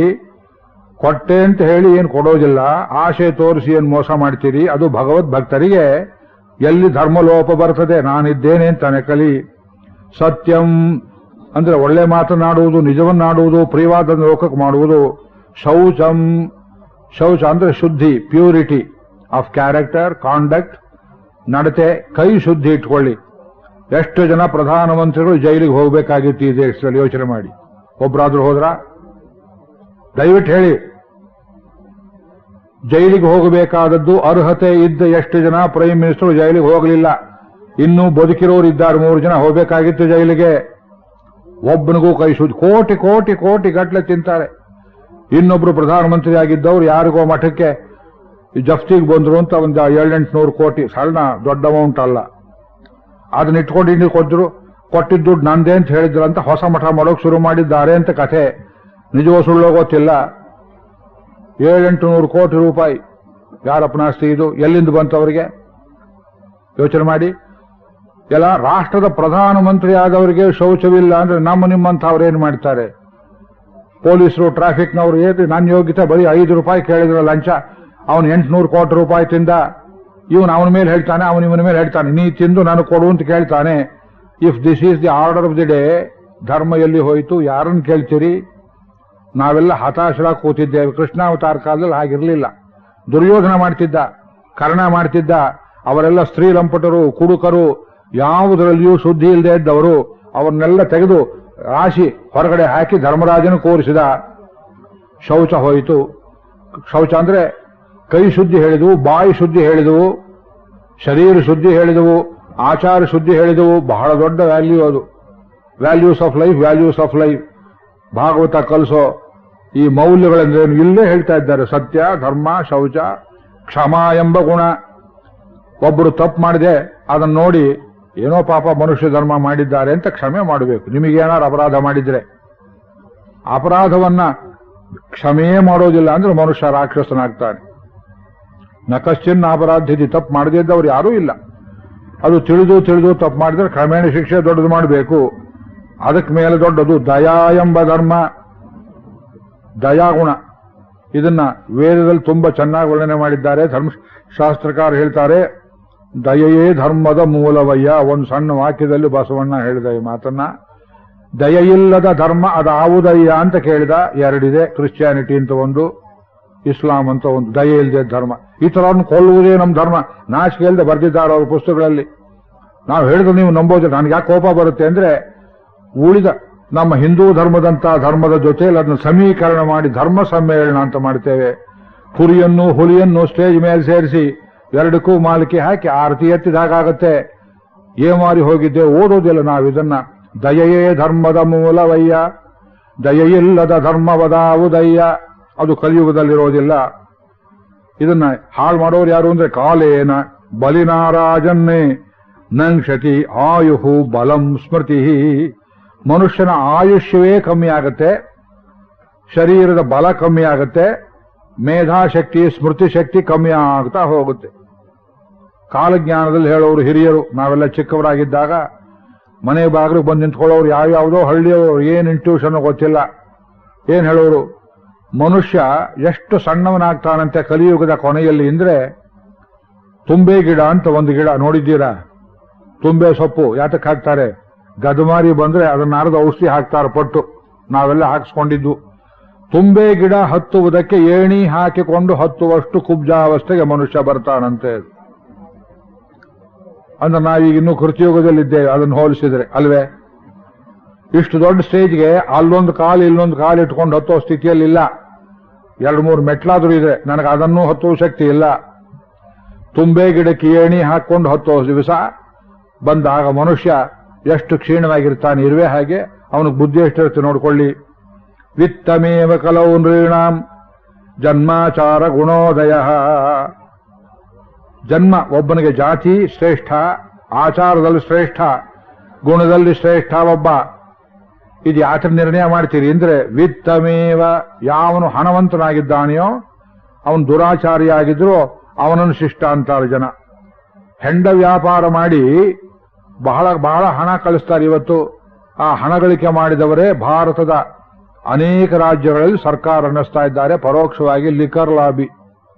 ಇದು ನಾನೇನು ಗುಟ್ಟು ಹೇಳ್ತಿಲ್ಲ, ಪತ್ರಿಕೆ ಓಪನ್ ಆಗಿ ಹೇಳ್ತಾ ಇದ್ದೇನೆ. ಸರ್ಕಾರವನ್ನು ನಡೆಸೋರು ಯಾರು? ಹೆಂಡದ ಗುತ್ತಿಗೆ ಮಾರಾಟಗಾರರಿದ್ದಾರೆ ನೋಡಿ. ಪರೋಕ್ಷವಾಗಿ ಗೋಮಾಳ ಹಿಡ್ಕೊಂಡು ಸರ್ಕಾರಕ್ಕೆ ಇವರು ಹಣ ಕೊಡ್ತಾರೆ, ಅವ್ರು ನಡೆಸ್ತಾರೆ. ಇದು ಗಾಂಧಿ ರಾಜ್ಯ. ಗಾಂಧಿ ಹೆಸರನ್ನು ಹೇಳಿ ಶೇಂದಿ ಕುಡಿಯುವರಯ್ಯ. ಇವು ನಮ್ಮ BSS ಕೌಶಿಕರು ಇದ್ರ ಮೇಲೆ ಪದ್ಯಗಳನ್ನು ಬರೆದಿದ್ದಾರೆ, ಒಳ್ಳೆ ಕವಿಗಳು. ಗಾಂಧಿಗೆ ಶೇಂದಿಗೆ ಬಹಳ ವ್ಯತ್ಯಾಸವಿಲ್ಲ. ಅದು 2 ಅಕ್ಷರ, ಇದು 2 ಅಕ್ಷರ. ಹೆಸರು ಹೇಳೋದು ಗಾಂಧಿ. ನಮ್ಮ ಧಾರವಾಡದಲ್ಲೊಬ್ಬ ವೀರಶೈವರು, ಸಿಂಡಿಕೇಟ್ ಮೆಂಬರು. ಏನ್ ಬಾಟ್ಲಿ ಹಾಕಿದ್ದೆ ಅವರು. ಜೋರಾಗಿ ವಿಭೂತಿ ಹಾಕುವವರು. ಅವ್ರಿಗೆ ಬೇಕಾದವರೊಬ್ಬರನ್ನ ಕೇಳಿದೆ, ಏನ್ರಿ ಕಳಬೇಡ, ಸುಳ್ಳಾಡಬೇಡ, ಸಿಕ್ಕಿದ್ದನ್ನೆಲ್ಲ ತಿನ್ನುವವನಿಗೆ ಏನೋ 2 ಹೆಸರಿಟ್ಟಿದ್ದಾರೆ, ಹೊಲಸ ತಿಂಬುವನೇ, ಮುಂದಿನ ಶಬ್ದ ಬೇಡ. ಇವರು ಕುಡಿತಾರಲ್ಲ ಅಂದೆ. ಅವ್ರು ಹೇಳಿದ್ರು, ಇಲ್ಲ ಸ್ವಾಮಿ, ಬಾಟ್ಲಿಗೆ ವಿಭೂತಿ ಹಚ್ಚಿ ಅದನ್ನು ವೀರಶೈವ ಮಾಡಿ ಕುಡಿತಾರೆ. ನಾ ವೀರಶೈವರನ್ನ ಅಪಹಾಸ್ಯ ಮಾಡ್ತಿಲ್ಲ, ತನಗೆ ತುಂಬಾ ಗೌರವ ಉಂಟು ಅವರಲ್ಲಿ. ಆಚಾರ ಶುದ್ಧಿಗೆ ಎಷ್ಟು ಹೇಳಿದ್ದಾರೆ ವಚನಕಾರರು, ಎಷ್ಟು ಒಳ್ಳೆ ಜನ ಇದ್ದಾರೆ ಅವರಲ್ಲಿ. ಬ್ರಾಹ್ಮಣರಲ್ಲಿ ಮಾಂಸ ತಿನ್ನೋರು ಶುರುವಾಗಿದ್ದಾರೆ ನೋಡಿ. ಯಾತಕ್ಕೆ ಹೇಳ್ತೇವೆ? ಯಾವನೊಬ್ಬ ಹೇಳ್ತಿದ್ದ, ಮಾಂಸ ಬಹಳ ಕಮ್ಮಿ ಬೆಲೆ ಇತ್ತು ಸ್ವಾಮಿ, ಬ್ರಾಹ್ಮಣರು ತಿನ್ನೋಕೆ ಶುರು ಮಾಡಿದ ಮೇಲೆ ತುಟ್ಟಿ ಆಗಿಬಿಡ್ತು, ಬೆಲೆ ಏರಿ ಹೋಯಿತು. ನನ್ನ ಜೊತೆಲಿ ಹೇಳ್ತಾನೆ ಆ ಮಾತನ್ನ. ಅಂದ್ರೆ ಯಾವನಿಗೆ ದುಡ್ಡಿದೆ, ದುಡ್ಡಿದ್ದವನೇ ದೊಡ್ಡಪ್ಪ. ಅವನು ಹೇಳಿದ್ದಕ್ಕೆ ಜನ ಅವನ್ನ ಸ್ಟೇಜ್ ಮೇಲೆ ಕರ್ಕೊಂಡ್ಬಂದು ಹಾರ ಸುರ ಎಲ್ಲ ಕೊಟ್ಟು ಅವನನ್ನು ಹೊಗಳ್ತಾರೆ, ಅವನ ಮೇಲೆ ಕಾವ್ಯವನ್ನು ಬರೀತಾರೆ. ಅವನು ಮಾಡಿದ್ದೇ ಆಚಾರ. ವಿತ್ತಮೇವ ಕಲೋ ನೃಣಾಂ ಜನ್ಮ ಆಚಾರ ಗುಣೋದಯ ಧರ್ಮನ್ಯಾಯ ವ್ಯವಸ್ಥಾಯಾಂ ಕಾರಣಂ ಬಲಮೇವಚ. ಬುಷ್ ಸಾಹೇಬ್ರಿಗೆ ಹೇಳಿದ್ದಾರೆ, ಲೋಕದಲ್ಲಿ ಧರ್ಮ ನ್ಯಾಯ ವ್ಯವಸ್ಥೆ ಮಾಡೋದು ಯಾರು? ಯಾತಕ್ಕೆ? ಯಾವನಿಗೆ ಬಲ ಇದೆಯೋ ಅವನು ಹೇಳಿದ್ದೇ ನ್ಯಾಯ, ಅವನು ನಡೆದದ್ದೇ ಧರ್ಮ. Mite is right. ಆಫ್ಘಾನಿಸ್ತಾನದ ಮೇಲೆ ದಂಡಯಾತ್ರೆ ಮಾಡಿದ್ರು ಬುಷ್ ಸಾಹೇಬ್ರು. ಯಾತಕ್ಕೆ ಮಾಡಿದ್ರು? ಬಿನ್ ಲ್ಯಾಡನ್ ಹಿಡಿತೀವಿ ಅಂತ. ಬಿನ್ ಲ್ಯಾಡನ್ ಯಾರು? ಬುಷ್ ಸಾಹೇಬ್ರು ಶಿಷ್ಯ. ಅವನು ತಯಾರು ಮಾಡಿದವರು ಯಾರು? ಅದೇ ಅಮೆರಿಕಾದವರು. ಯಾತಕ್ಕೆ? ರಷ್ಯಾದವರು ಸೊಕ್ಕು ಮುರಿಯೋದಕ್ಕೆ ಟ್ಯಾಲಿಬನ್ ಅಂತ ಒಂದು ಸೃಷ್ಟಿ ಮಾಡಿದ್ರು. ಆದ್ರೆ ಅವನನ್ನು ಹಿಡಿಯೋಕೆ ಆಗಲಿಲ್ಲ ಅವ್ರಿಗೆ. ಯಾಕೆ? ಹಿಡಿಯೋದು ಬೇಕಾಗಿರಲಿಲ್ಲ. ಅದು ಸುಳ್ಳು ನೆಪ. ನಮಗೆ ನಿಮಗೆ ಕಣ್ಣಿಗೆ ವಂಚನೆ ಮಾಡೋ ಖಾರದ ಪುಡಿ ಎಸ್ದ ಹಾಗೆ ಅವರಿಗೆ ಆಫ್ಘಾನಿಸ್ತಾನ ಹಿಡಿಯೋದು ಬೇಕಾಗಿತ್ತು, ಸಮಯ ಅಂದ್ರೆ ರಷ್ಯಾ ಧ್ವಂಸ ಮಾಡುವುದಕ್ಕೆ. ಇವತ್ತು ಇರಾಕನ್ನು ಹಿಡಿದಿದ್ದಾರೆ. ನವರತ್ನ ರಾಜಾರಾಮ್ ಅಂತ ಇದ್ರ ಮೇಲೆ ಆ ಇರಾಕಲ್ಲಿ ನಡೆದಿದ್ದೇನೋ ಅನಾಲಿಸಿಸ್ ಮಾಡಿ ತೋರಿಸ್ತಾರೆ. ಅವರಿಗೆ ಇರಾಕಿನ ಪೆಟ್ರೋಲ್ ಬೇಕು, ಅದು ಬೇರೆಯವ್ರು ಹಿಡ್ಕೋಬಾರದು. ಅವನು ಹೇಳುವಂತ ಒಂದು ಕೈಗೊಂಬೆ ಬೇಕು. ಆ ಕೈಗೊಂಬೆಗೋಸ್ಕರವಾಗಿ ನಿರಪರಾಧಿಗಳನ್ನೆಲ್ಲ ಕೊಂದ್ರು. ಯುನೈಟೆಡ್ ನೇಷನ್ಸ್ ಅಂತ ಒಂದಿದೆ, ಒಂದು ಪಿಶಾಚಿ, ಅಂತರ್ಪಿಶಾಚಿ. ಯಾರು ಅದಕ್ಕೆ ಹೇಳೋರಿಲ್ಲ, ಕೇಳೋರಿಲ್ಲ. ಒಂದು ಮಠದಲ್ಲಿ ಸನ್ಯಾಸ ತಗೊಂಡು ನನ್ನ ಮಾತು ಯಾರೂ ಕೇಳೋದಿಲ್ಲ ಅಂತ ಸ್ವಾಮಿಗಳು ಜಗಲಿ ಮೇಲೆ ಕೂತ ಹಾಗೆ ಅಳ್ತಾ ಕೂತಿದೆ ಅದು ಯುನೈಟೆಡ್ ನೇಷನ್ಸು. ಏನ್ ಮಾಡ್ತೀರಿ ನೋಡಿ, ಅವ್ರು ಹೇಳಿದ್ದಕ್ಕೆಲ್ಲ ಬಗ್ಗಬೇಕು ನೋಡಿ. ಯಾವತ್ತು ಇದನ್ನು ಬರೆದಿಟ್ಟು 5,500 ವರ್ಷ ಆಯಿತು. ಬಲ ಅನ್ನುವುದು ಯಾವನಿಗಿರ್ತದೆಯೋ ಬಲಿಷ್ಠ ಮಾಡಿದ್ದೇ ನ್ಯಾಯ. ಇನ್ನು ಕುಟುಂಬಕ್ಕೆ ಬರ್ತಾರೆ, ಎಲ್ಲ ಶ್ಲೋಕ ಓದಿದ್ರೆ ಹೆದರಿ ಬಿಡ್ತೀರಿ. ದಾಂಪತ್ಯೇ ಅಭಿರುಚಿರ್ ಹೇತು ಮಾಯೈವ ವ್ಯವಹಾರಿಕೆ. ಗಂಡು ಹೆಣ್ಣು ಕೂಡಿ ಸಂಸಾರ ಮಾಡಬೇಕಾದ್ರೆ ಇದೇ ಹೆಣ್ಣು ಇದೇ ಗಂಡು ಅಂತ ನಿಷ್ಕರ್ಷೆ ಮಾಡುವ ತಂದೆ ತಾಯಿ ಉಂಟೋ, ಕುಲಸ್ಥರು ಉಂಟೋ, ಪುರೋಹಿತರುಂಟೋ ಅಂತ ಕೇಳಿದ್ರೆ ಅಭಿರುಚಿರೇವ. I like him, he likes me, ಮುಗೀತು. ಸಬ್ ರಿಜಿಸ್ಟ್ರಾರ್ ಕಚೇರಿ ಇದೆ, ಪುರೋಹಿತರಿಗೆ ಹಾಕುನಾಮ ಎಂಬುದಾಗಿ ಮಾಡ್ತಾರೆ. ಅವನು ಕೈ ಬಿಟ್ಟರೆ ಇವಳು ಕೇಳೋ ಹಾಗಿಲ್ಲ, ಹೇಳೋ ಹಾಗಿಲ್ಲ.